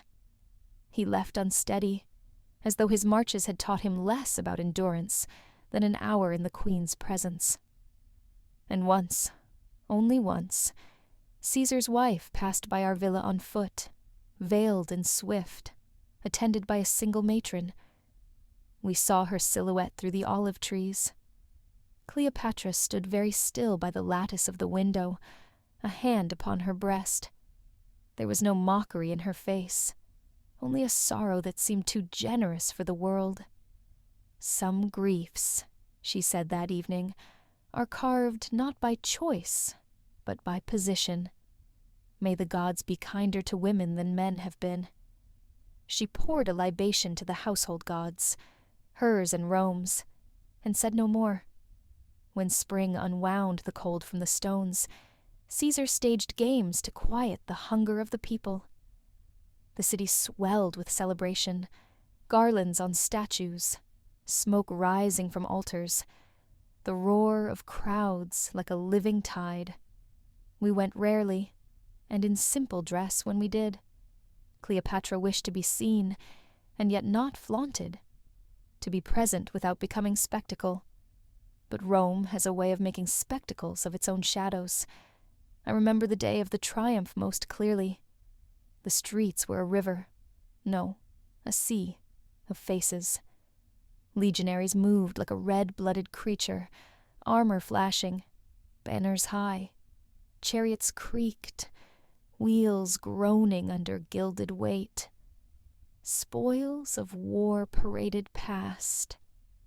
Golden bowls, heaped coin, strange beasts that hissed and bared teeth at a people who answered with laughter. Then a hush came, the quiet that comes only before cruelty. Chains rattled. From the distance moved a procession I prayed to never witness. For among the prisoners displayed was a girl I knew too well from Alexandria. Royal blood by birth, scorpion by nature, thrown at last upon the stones of Rome's mercy. Arsinoe, sister to our queen, rival enemy, and now a spectacle, her wrists bound, her beauty set like a jewel in iron. Rome roared, the kind of roar that leaves you unsure whether you hear wonder, hatred, or the terrible relief of seeing someone else be punished in your stead. Cleopatra did not watch. She stood with her back to the street, her fingers white upon the window's edge, her breath steady only through will. "This is a language Rome speaks," she said, when the clamor receded. "I do not forget languages, but I choose my own." That night she offered bread at the shrine and wine to the floor, and the lamplight trembled as if a wind had passed that none of us could feel. Days blurred into a weave of councils and evenings, petitions and poems, audiences and silences. Caesar's reforms multiplied. He cut through the Senate's knots with a soldier's knife. He elevated those who understood momentum and quietly shunted aside those who worshipped delay. The calendar itself, those stubborn wandering months, he set into ranks as if they were legionaries. "Time ought to be loyal," he said, smiling faintly over figs and cheese. "It will march the way I ask." "Only if you march with it," Cleopatra replied, "and not upon it." Sometimes they argued, not with the heat of rivals, but with the urgency of architects who see different lines in the same blueprint. She understood people the way he understood power.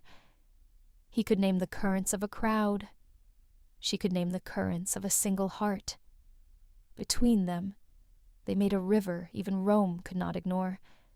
Yet beneath their arguments, beneath their laughter, another current moved, a darker one. "Dictator for life," said some. "King," whispered others, as if a title could summon ghost kings from the city's pride. "He must be stopped," muttered voices that never rose above a hush. The house began to collect omens, as if it were a net cast into a storm. A servant claimed the hearth spat sparks in the shape of a crown, and then went cold. A harispex, one of those priests who read the future in the wet language of entrails, paled and begged to examine again. A woman in the market tugged my sleeve and told me to bind laurel leaves to the threshold for protection. Even I, practical as a hairpin, felt the nights grow heavy with a watching that had no face. One evening, as I extinguished the lamps, Caesar paused by the doorway and listened for footsteps, for fate, I do not know. He looked older than he had that winter, sharper, bladed, but also somehow far away, as though the form had grown so vast he could not cross it without leaving pieces of himself behind. "Charmion," he said suddenly, surprising me, the conqueror of Gaul addressing a handmaid by name. "Is your mistress asleep?" "In the courtyard, my lord," I answered, "counting stars and making them argue with one another." He smiled despite himself and went to her. I did not follow. Some conversations are between storms and the sea. There were nights when Cleopatra asked me to read from scrolls until my voice gave out. Histories, hymns, epics where gods meddled and kings bled, comedies where servants solved what masters could not. Sometimes she listened with her eyes closed, her hand resting on her son's cradle. Sometimes she stopped me mid-line to debate a point of honor or a turn of fate. "Why do they always imagine destiny as a road?" she asked once, weary and awake all at once. "It is a river. Roads you choose. Rivers choose you. And if the river runs toward a fall, I asked before I could stop myself, then you learn to fall like a queen, she said, and smiled. But the smile did not reach her eyes. Spring again, and with it, a softening of air that fooled us into believing there might be gentleness left in men's hearts. Messengers moved like shuttle through the loom of our days. Notes arriving at strange hours, seals broken with breath held, servants dismissed with a gesture that meant I should remain. Names repeated, some in praise, some in warning. Caesar slept little, ate less, paced often. The city's fever rose. On a morning that smelled of iron and laurel, a seer blocked his path near the forum and spoke in a voice that carried farther than it should have. We did not hear the words ourselves, only their echo in the mouths of those who live to repeat the dangerous. Beware a day. Beware a fraction of a month that is not the beginning, and not yet the end. Old men and their theater, a lictor said, with forced courage as he passed our gate. But that evening, when I helped Cleopatra unfasten the gold at her throat, I saw her fingers tremble. Charmion, she whispered, as if taste-testing the fear on her tongue before swallowing it. If a city wants a sacrifice, it will dress the altar in reason. Then we will break the altar, I said, because love makes us braver than truth. She touched my cheek as if I were the one who needed blessing. Or we will walk around it and build a better one on the other bank. We spoke no more that night. We listened to the child breathe and pretended that breath was the only rhythm that mattered. The invitations came for a gathering that was not a feast, and yet was celebrated like one. Names that had once been thunder now arrived as if they were rain. Senators who spoke in marble, men whose faces the people knew, as they knew the phases of the moon. The theater would be closed to politics, they said, as if politics were a beast that obeyed signs. There would be debate, they said, and honor, that word too often used as a cloth to cover knives. "Will you go?" Cleopatra asked quietly, though the question was less question than ritual.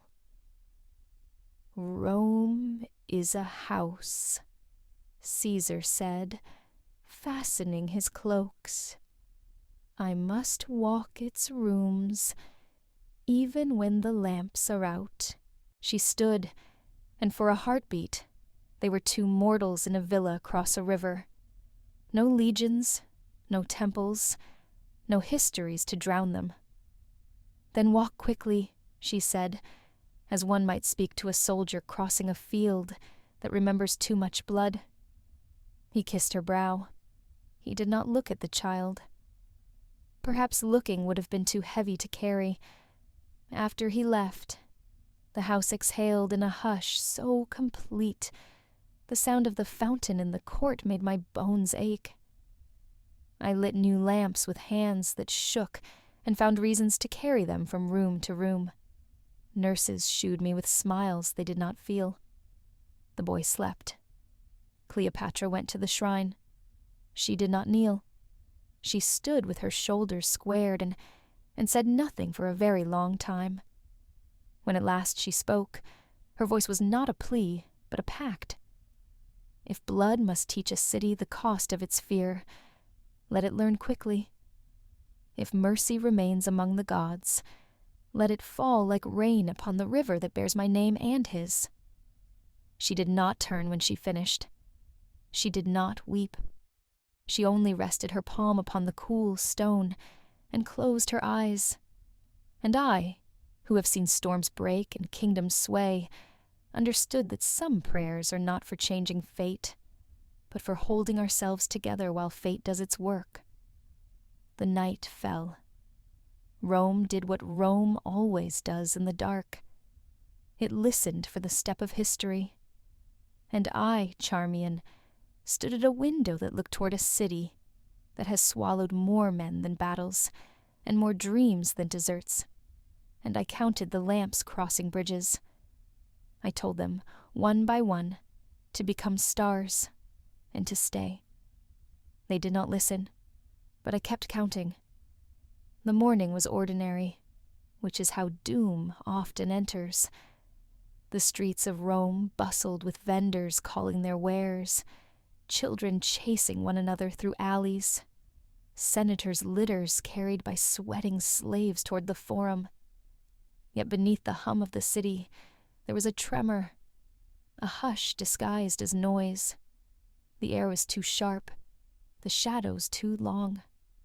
I felt it as I prepared Cleopatra's morning tray. She did not eat. She stood by the window, her fingers pressed to the glass, as though she could pierce the distance between the villa and the Senate. "Charmion," she whispered, "something moves today. I feel it in my blood." Before I could reply, footsteps thundered in the courtyard. A Roman messenger, pale as marble, demanded entry. Cleopatra turned to him, her eyes blazing. "Speak." But the words caught in his throat. Later, we heard the rest from many mouths, each retelling sharper, bloodier, crueler. Caesar had gone to the Senate. He had brushed aside warnings, omens, even the dreams of his wife.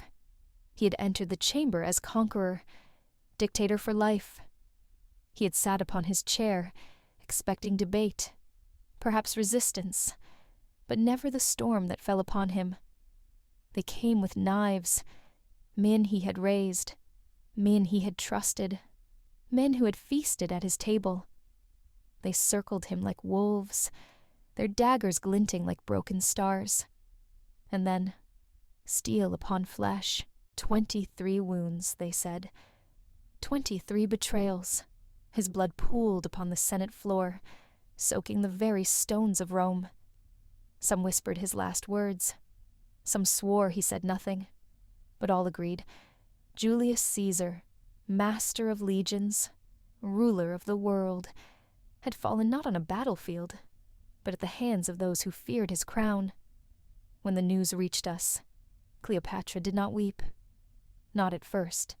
She stood as if struck by lightning, rigid, her face carved into marble. Only her eyes betrayed the storm within. I fell to my knees, my hands shaking, my throat raw with sobs I could not contain. But she remained still.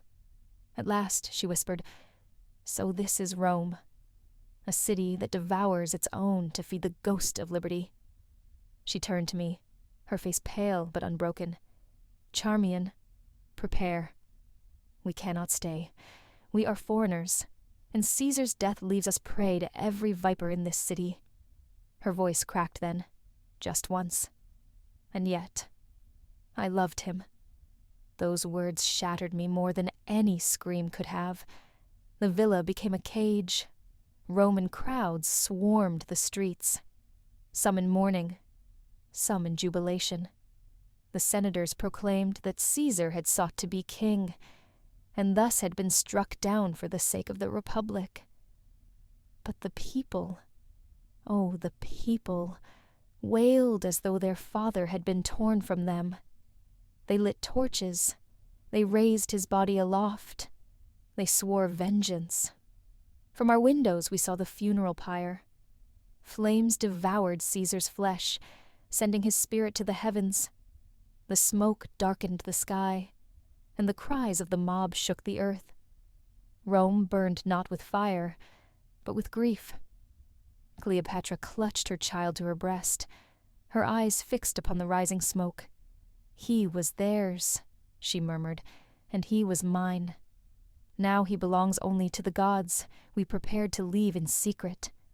The villa, that had once been a sanctuary, was now a trap. Allies vanished. Friends became strangers. Every corner held the whisper of betrayal. I packed our belongings with trembling hands. The scrolls Cleopatra cherished, the amulets of Isis, the silks that smelled faintly of Alexandria. Nurses wrapped the child in linen. Servants whispered prayers. As dawn broke, Cleopatra stepped into the courtyard one last time. She wore no crown, no jewels, only a plain cloak, her hair unbound. She pressed her hand against the cold stone of the villa's wall. "Rome," she said softly, "you have taken him from me. But you will not take Egypt. You will not take my son. I will return to my Nile, to my throne, to my destiny." Her voice was steady, but tears glimmered in her eyes, and for the first time I saw not the queen, not the goddess, but the woman, broken, grieving, yet unyielding. We slipped away before the city stirred. Across the Tiber, past sleeping guards, through streets still heavy with the scent of smoke and sorrow. By the time the sun rose, we were gone, sailing once more upon the sea, the child asleep in Cleopatra's arms, the future uncertain. As the coast of Italy faded behind us, I stood at the rail, the wind whipping my hair, my heart torn. We had come to Rome in triumph, wrapped in hope.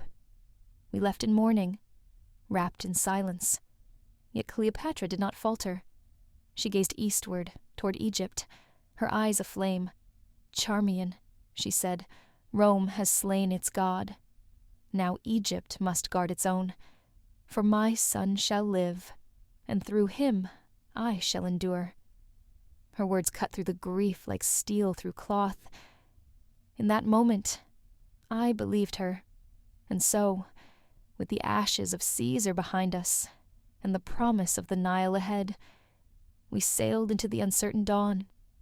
We returned to Egypt with the sea salt still drying on our lips, and a grief that no wind could scour away. Caesar was ash in Rome's sky, his name a storm that refused to pass. Yet the Nile, indifferent and eternal, rose and fell as it always had, blessing the fields with its patient breath. Alexandria greeted us as a mother greets a wounded child, with noise, with color, with the stubborn insistence of life. Fishermen sang again at dawn. Merchants shouted in the market. Priests swung censers whose smoke curled upward as if it could braid broken destinies back together. But in the palace, every corner held a memory. A chair he had favored, a cup he had set down, still faintly stained with wine, a shadow on the wall that, if you stared too long, looked like a man about to turn and smile. Cleopatra did not let the ghosts command her. Grief was a garment she wore in private, and even then only long enough to honor what had been. By day, she was queen and mother.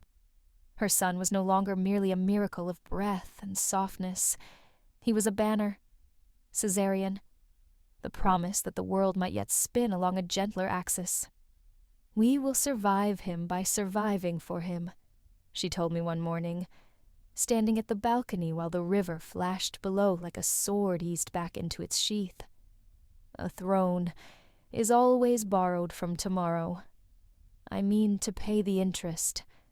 So life resumed its relentless choreography, councils, petitions, feasts that looked like comfort and tasted like vigilance, taxes to balance, grain to store, borders to watch, for Rome's turbulence had not ended with the funeral fire. Across the sea, men with old grudges and new appetites were divvying up a world. Their names reached us on the backs of ships: Antonius, Octavianus, Lepidus, a triumvirate, they called themselves, as if 3 men could share a single sun without burning.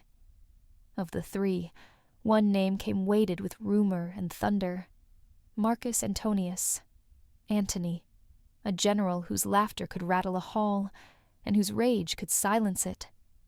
A man who drank like a barbarian and fought like a god, a soldier's general. "A lion let loose in a city of foxes." "Storms break and feed," Cleopatra said, reading a wax tablet by lamplight.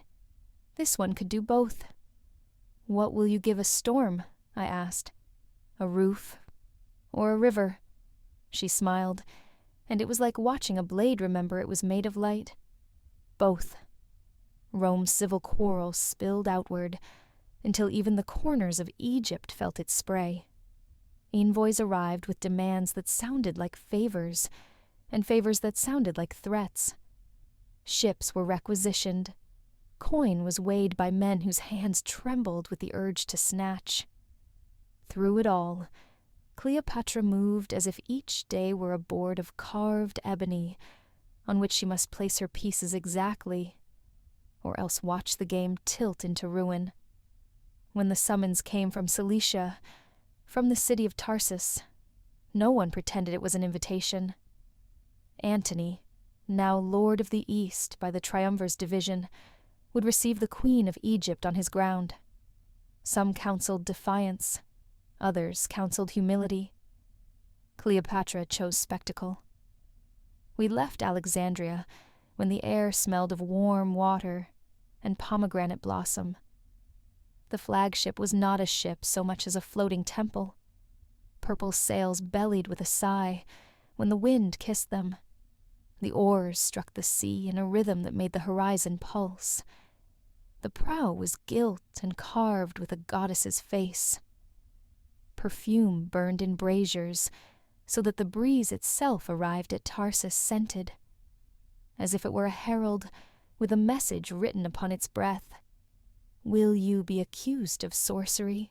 I asked, tightening a gold thread in her hair as the coast of Cilicia rose like a gray shoulder from the sea. "By men who mistake their own hunger for virtue," she said lightly. "Let them. Magic is simply a name for a mastery they have not learned." She wore no crown that morning, only a circlet of laurel and a gown the color of dusk. She did not stride. She floated. The deckhands, hard men whose hands could turn ropes into song, fell silent when she passed. Even the Romans at the docks stared as if the horizon had unfolded and walked ashore. We moored under a sun as white and pitiless as an eye. Antony's soldiers lined the quay, their armor bright, their faces that blend of suspicion and admiration Rome has taught its sons to wear. Trumpets announced us with a brassy insistence, and then he appeared. Marcus Antonius was not made in Caesar's mold. Where Caesar had been contained force, Antony was force uncontained. He moved like a man too big for rooms, too alive for stillness. His hair curled at his temples. His mouth seemed born ready to laugh or bite. His eyes were a warm, unsettling brown, like river mud just before a flood. He took her in, as one might take the measure of a storm, calculating not whether it would rain, but whether one could ride it. "Queen," he said in Greek so clean it would have pleased a scholar, and bowed with the extravagance of a man who knows exactly how much reverence will look like mockery if you blink. "General," she answered, and didn't bow at all. He smiled, and something in the air leaned closer. We were conducted to a hall that smelled of oil and leather, the walls crowded with the trophies of men who think victories can be mounted like antlers. Antony sprawled at banquet, as if it were a campfire, and Rome were a tent he could kick aside if need demanded. Cleopatra reclined with the easy geometry of a woman who has spent a lifetime turning gazes into instruments. I stood just beyond her shoulder, fanning lazily, invisibly, the way a shadow does. Around us, officers and petitioners orbited, each hoping to be noticed, none daring to interrupt, when the current of conversation narrowed to a private channel that somehow occupied the whole room. "You summoned me," Cleopatra said, lifting a fig with 2 fingers, as if she might pluck the east from its branch and tuck it behind her ear. "Here I am." "I summoned tribute," Antony said. "Ships, grain, Coin. Egypt is fat with all three. Egypt is generous when fed with respect, she returned, less so when fed with commands. He tossed back his wine and laughed. It was not a cruel laugh, but it was a laugh that had never learned to apologize. By the gods, you speak like a soldier. No wonder, Julius. He stopped, not out of delicacy, but because a flicker crossed his face. A shadow of a man who had loved another man enough to be angry at the world for how it ended. Cleopatra set the fig down, untouched. Julius saw a world that could be drawn with one hand. You, I think, prefer to hold it with two. He leaned in, elbows to the couch, a big cat testing the boundary between play and pounce. And you? How do you like to hold it, Queen? She smiled with such grave sweetness that the hall seemed for a heartbeat, a temple. I prefer the world to be persuaded. Then persuade me. I already am. The room exhaled. I don't know if anyone else heard it, or if it was simply my own breath betraying me. The days in Tarsus were a duel performed as a dance. Cleopatra entertained him aboard our ship, beneath a canopy of silk that turned the noon light to wine.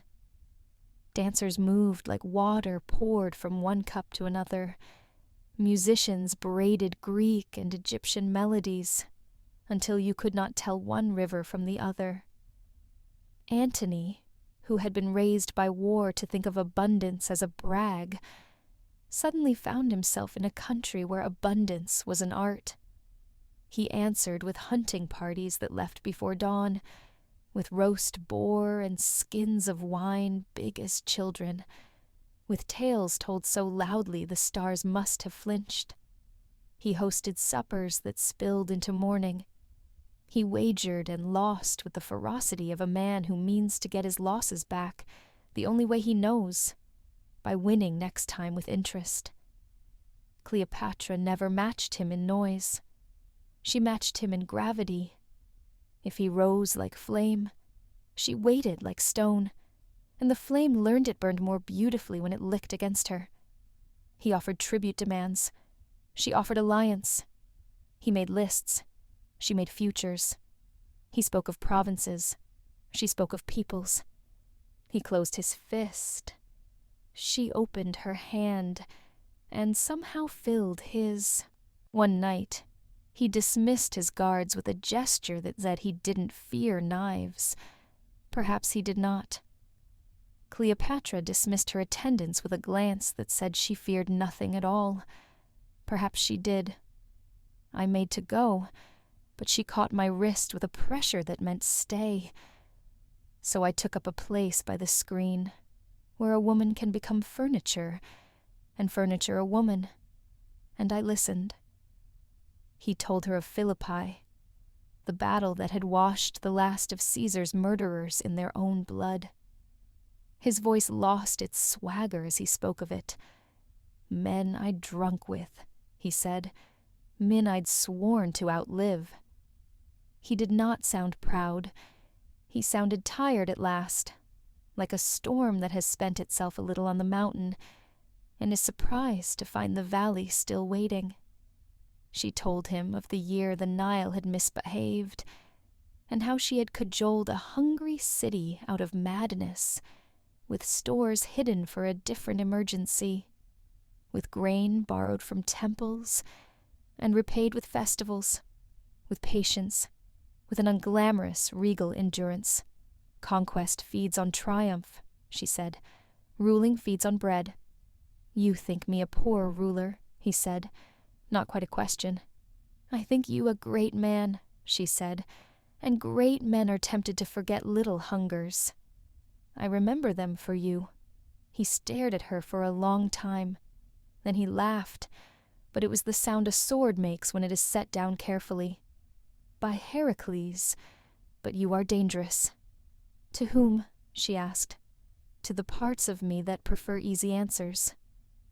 Then let us be rid of those parts, she said, and the way she said it made even the lamps lean in. We returned to Alexandria with Antony not behind us, or before us, but beside us. He had business in Syria, in Asia, in a dozen provinces whose names taste like iron, yet his compass, for that season, pointed always toward the city of light and salt. He came to the palace as if it were a camp he had known in another life, as if the marble were a companionable rock, and the columns were tall trees, under which a soldier could ditch his armor, and remember he had a heart. I watched him with the people. He did not wear Caesar's remoteness, nor Octavian's chill, for now even the absence of the young Roman's face had a temperature, and it was winter. Antony clapped fishermen on the back and meant it. He wrestled with sailors by the quay, and lost with noisy grace. When he rode through the streets, he saluted the baker as readily as the priest. Men love a man who loves being alive, and Antony seemed, at least at first, to love nothing more than that. But he was not simple. Or if he was, the simplicity was an achievement, like a door sanded so many times it opens with a sigh. In council, he could be brutal, impatient with clever delays, intolerant of the kind of subtlety that prides itself on being a knot no one can untie. Cleopatra learned where to temper and where to tempt.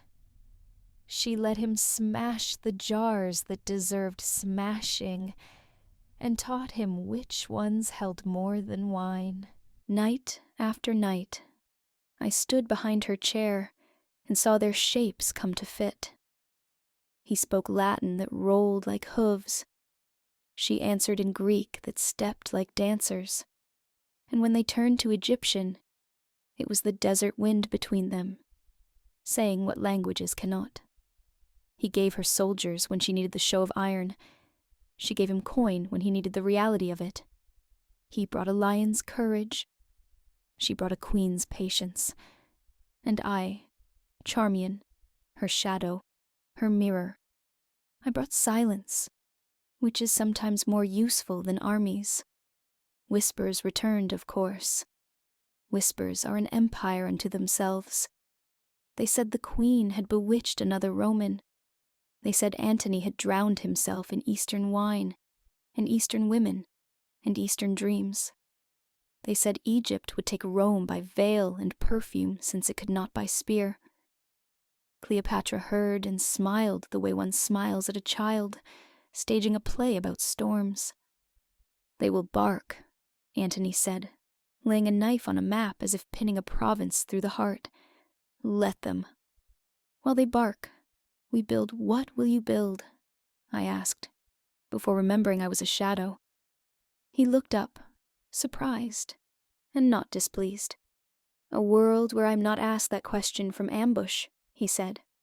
A world where we say the plan aloud and do not have to whisper it through salt and smokes. Cleopatra tapped the map lightly.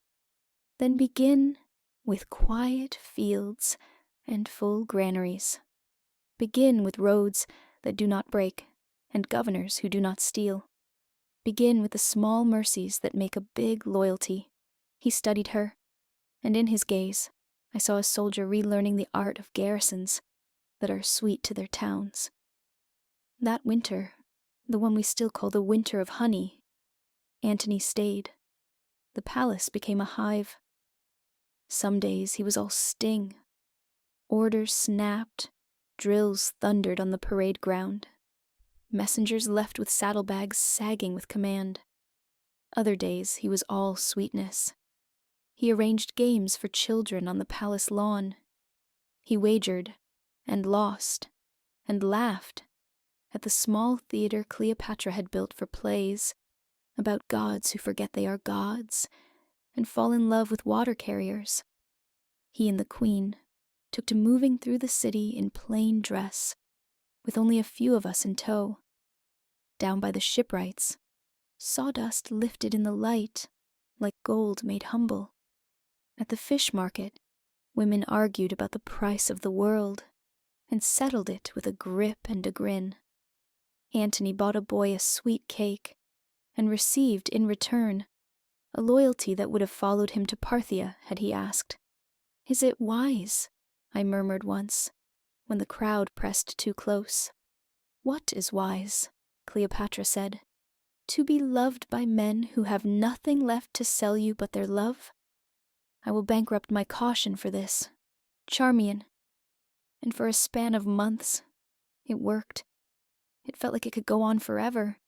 This alloy of Roman iron and Egyptian gold, of laughter wrapped around strategy, of nights where maps were folded away and replaced with music.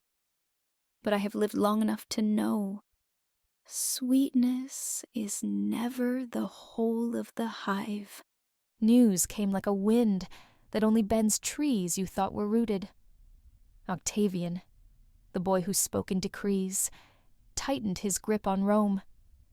The world that Caesar had tried to hold in one hand began to resent the hand again. In the east, a frontier stirred where frontiers are never truly asleep. The word Parthia entered rooms like a cold draught, and with it came the craving in Antony's eye, the call a soldier hears when mountains speak. Cleopatra did not try to still that calling. She only tried to tune it. "If you must go," she said, while I pinned jasper drops to her ears, for a counsel that would pretend to be a feast. "Go for Egypt, or do not go at all.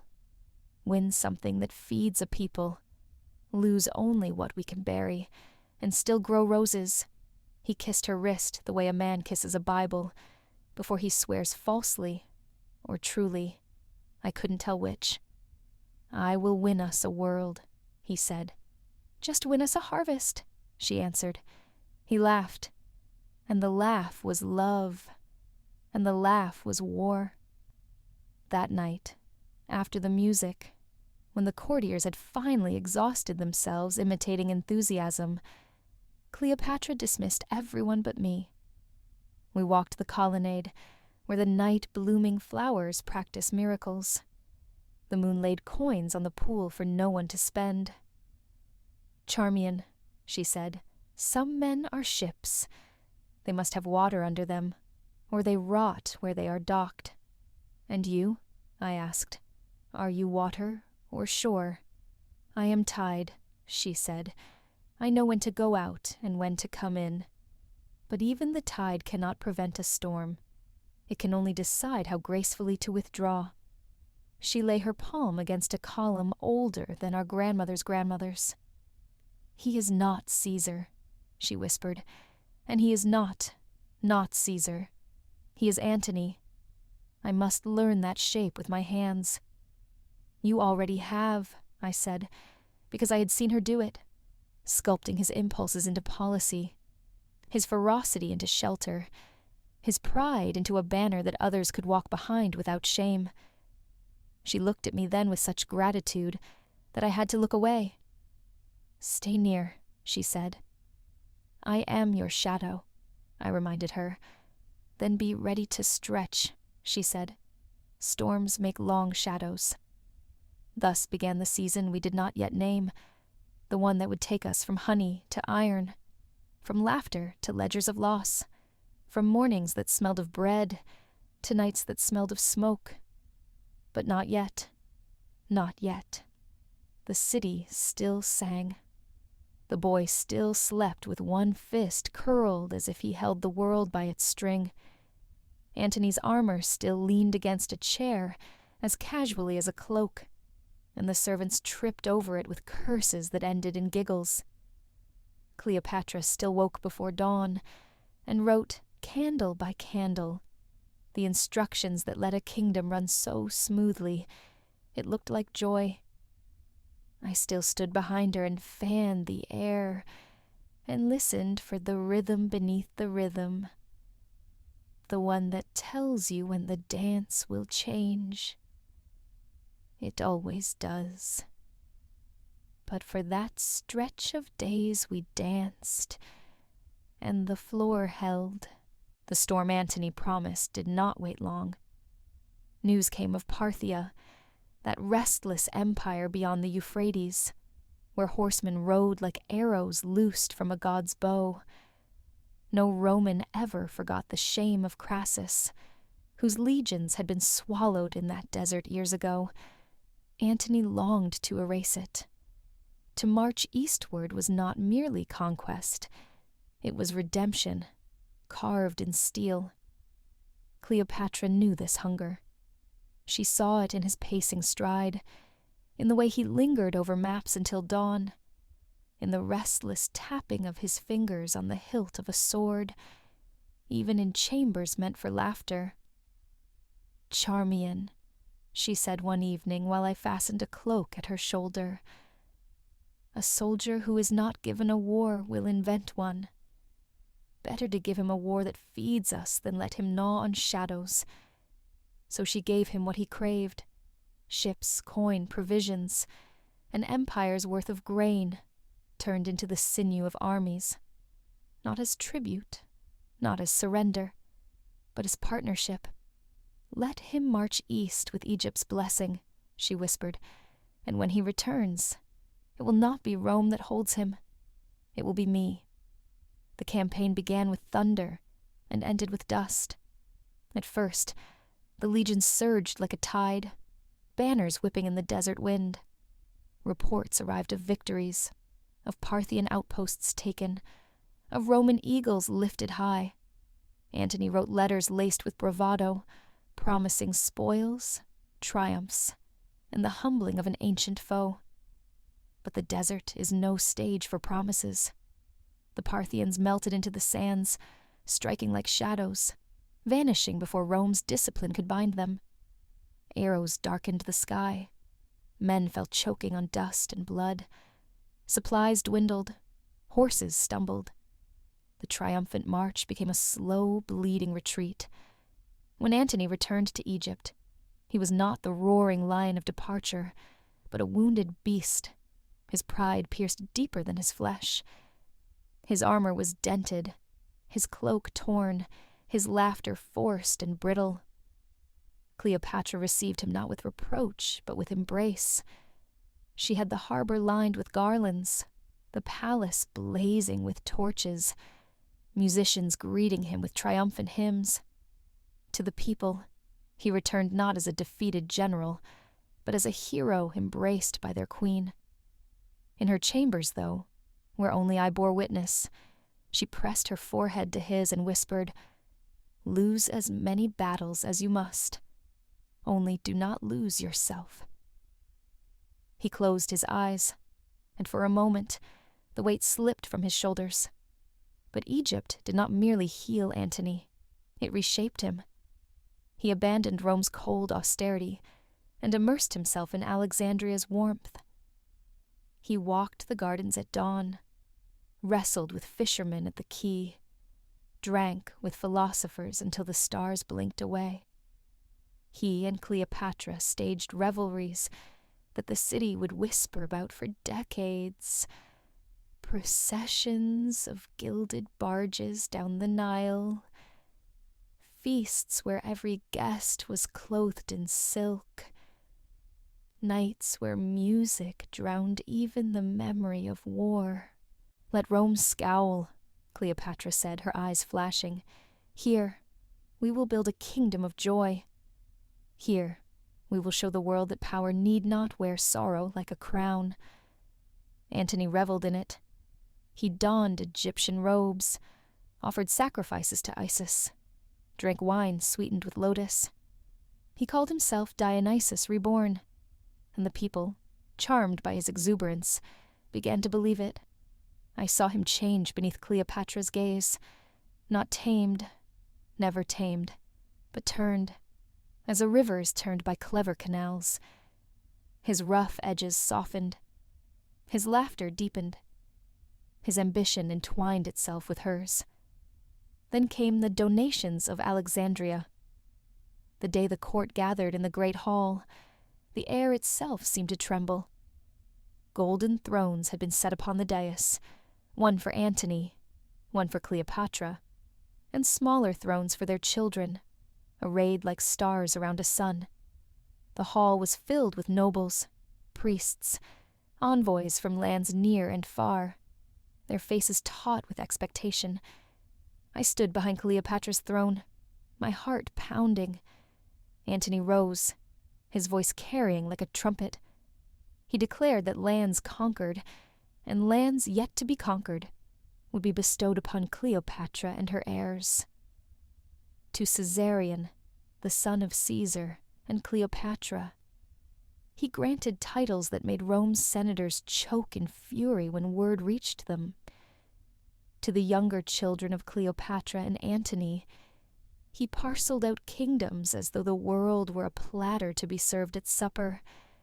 Cleopatra sat crowned as the Queen of Kings, her children robed in gold, the people roaring their acclaim. I remember her hand resting lightly on Caesarion's shoulder, her eyes bright with triumph and defiance. In that moment, Alexandria glittered brighter than Rome, and yet I felt the tremor of doom beneath the marble. For Rome would not forgive this. Rome would never forgive a woman who dared crown herself greater than its senate. The whispers soon confirmed it. Octavian, that pale, calculating nephew of Caesar, fumed across the sea. He painted Cleopatra as a sorceress, Antony as her puppet, their union a threat to Rome itself. His words spread like plague, infecting the Senate, the Forum, the streets. Antony is no longer Roman, they said. He is an Egyptian king, bewitched by the Queen of the Nile. I carried these whispers to Cleopatra, my voice tight with dread. She only smiled, her eyes burning. "Let Octavian curse," she said. "Every curse is a confession of fear. If he feared us not, he would not shout so loudly." Yet in the quiet of her chamber, when the child Caesarion slept, I heard her weep softly into the night. Not for herself, but for him. Still, she stood unyielding. Feasts continued, councils convened. The palace rang with music, even as storm clouds gathered. One evening Antony, flushed with wine and fire, declared before the court, "Rome is a city of marble, but Egypt is the heart of the world. Here I shall remain, with my queen, and here we will build a kingdom that the ages will envy." The courtiers cheered, the musicians struck their strings, the air filled with exultation. But I, Charmion, felt a shiver crawl down my spine. For joy so loud often masks fear, and defiance so bold often hides desperation. The sea smelled of iron and prophecy the morning our fleet met Octavian's. Actium, the name alone still burns my tongue. It was not merely a battle, it was a judgment. Rome against Rome, yet the world insisted on naming it Egypt's gamble, Cleopatra's folly, Antony's undoing. I remember the sails like wings blotting the sky, the oars cutting the waves in murderous rhythm, the cries of gulls swallowed by the roar of men. I stood on Cleopatra's flagship, the breeze whipping my veil, the horizon bristling with spears. Beside me, the queen's eyes were fixed on the distance, calm yet burning, as though she could bend the outcome with her gaze. Antony rode the deck like a lion uncaged, his armor gleaming, his voice thundering commands that shook even the salt from the air. At first, it seemed we might prevail. Our ships were larger, our sails stronger, our spirits fueled by desperation and pride. But Octavian's admiral, Agrippa, fox-hearted, merciless, maneuvered with cruel precision. Fire ships darted like demons, setting our proud galleys ablaze. Confusion spread. Orders clashed. The sea became a grave. Then came the moment that will haunt me forever.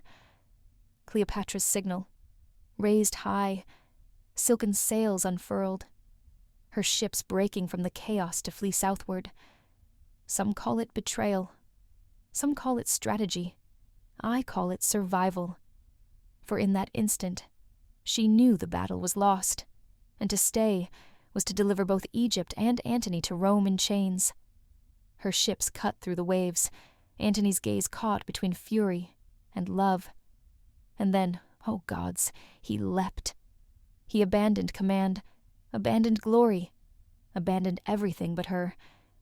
His vessel turned, following in her wake, as the fleet crumbled behind him. Thus was the fate of empires decided by the pull of two hearts stronger than legions. Back in Alexandria, the city held its breath. Defeat carried its stench before the soldiers even returned. Grain prices soared. Merchants shuttered their stalls. Priests muttered omens darker than eclipse. And in the palace, Antony wandered the halls like a ghost in armor. Once he had filled chambers with his laughter, his hunger, his sheer uncontainable life. Now he brooded, silent, his eyes hollow, his hands restless on a sword he did not draw. Cleopatra bore it with regal steel. She summoned the people, promising that Egypt still stood, that the Nile still flowed, that the gods had not forsaken their children. She offered sacrifices, convened councils, planned defenses. But in the privacy of her chamber, I saw the toll. Lines etched deeper around her eyes. Her shoulders bowed, though she would never admit it. One night, when Antony raged at shadows and wine, she turned to me. "Charmion," she said softly, "what is a queen without a kingdom? What is a woman without hope?" I took her hand, trembling. "You are still Cleopatra."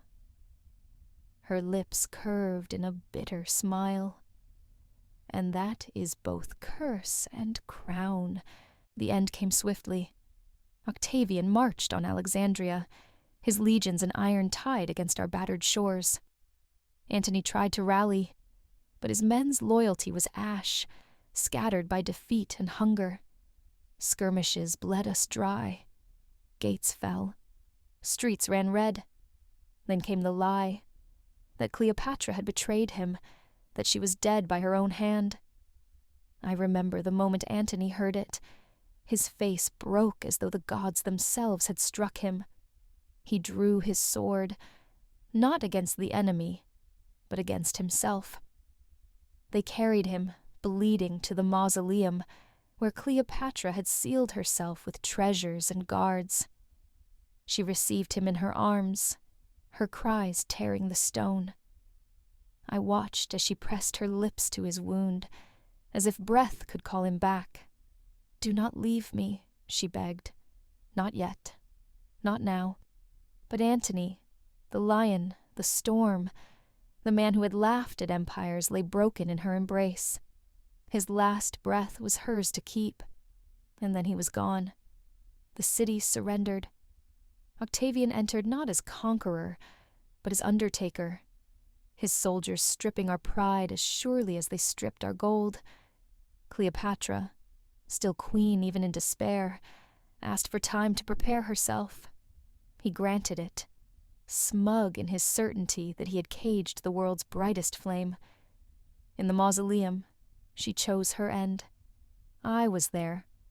I dressed her in robes of white, wound her hair with a diadem, set jewels upon her throat. She looked not like a widow, but like a goddess ascending. "Charmion," she said, her eyes clear, "Rome may chain my body, but it will never chain my soul. I will meet my death as I lived, on my own terms." She held Caesarion's memory in her heart, Antony's ghost in her arms, Egypt's fate in her gaze, and when the asp was brought, hidden in a basket of figs, she did not tremble. She guided it to her flesh with calm defiance. I wept, my tears falling upon her robe. "My queen, my sister, my light, do not leave me." She cupped my cheek, her voice steady. "I do not leave you, Charmion. I go where empires cannot follow. Remember me. Tell the world I was not broken. Tell them I was Cleopatra." The poison's kiss was swift, her body slackened, her eyes half closed, her lips still curved in that enigmatic smile Rome would never erase. And so it ended. When Octavian entered, he found not a prisoner to drag in chains, but a queen who had chosen eternity over humiliation. He found me still at her side, unwilling to leave even in death. "Was this well done, Charmion?" he asked, his cold voice echoing in the chamber.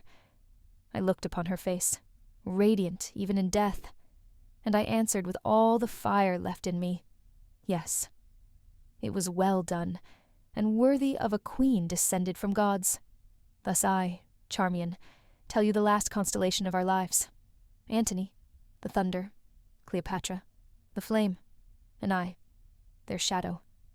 Empires rise, empires fall, but their story endures, and I endure it with them, carrying the memory of love brighter than crowns, and sorrow deeper than tombs.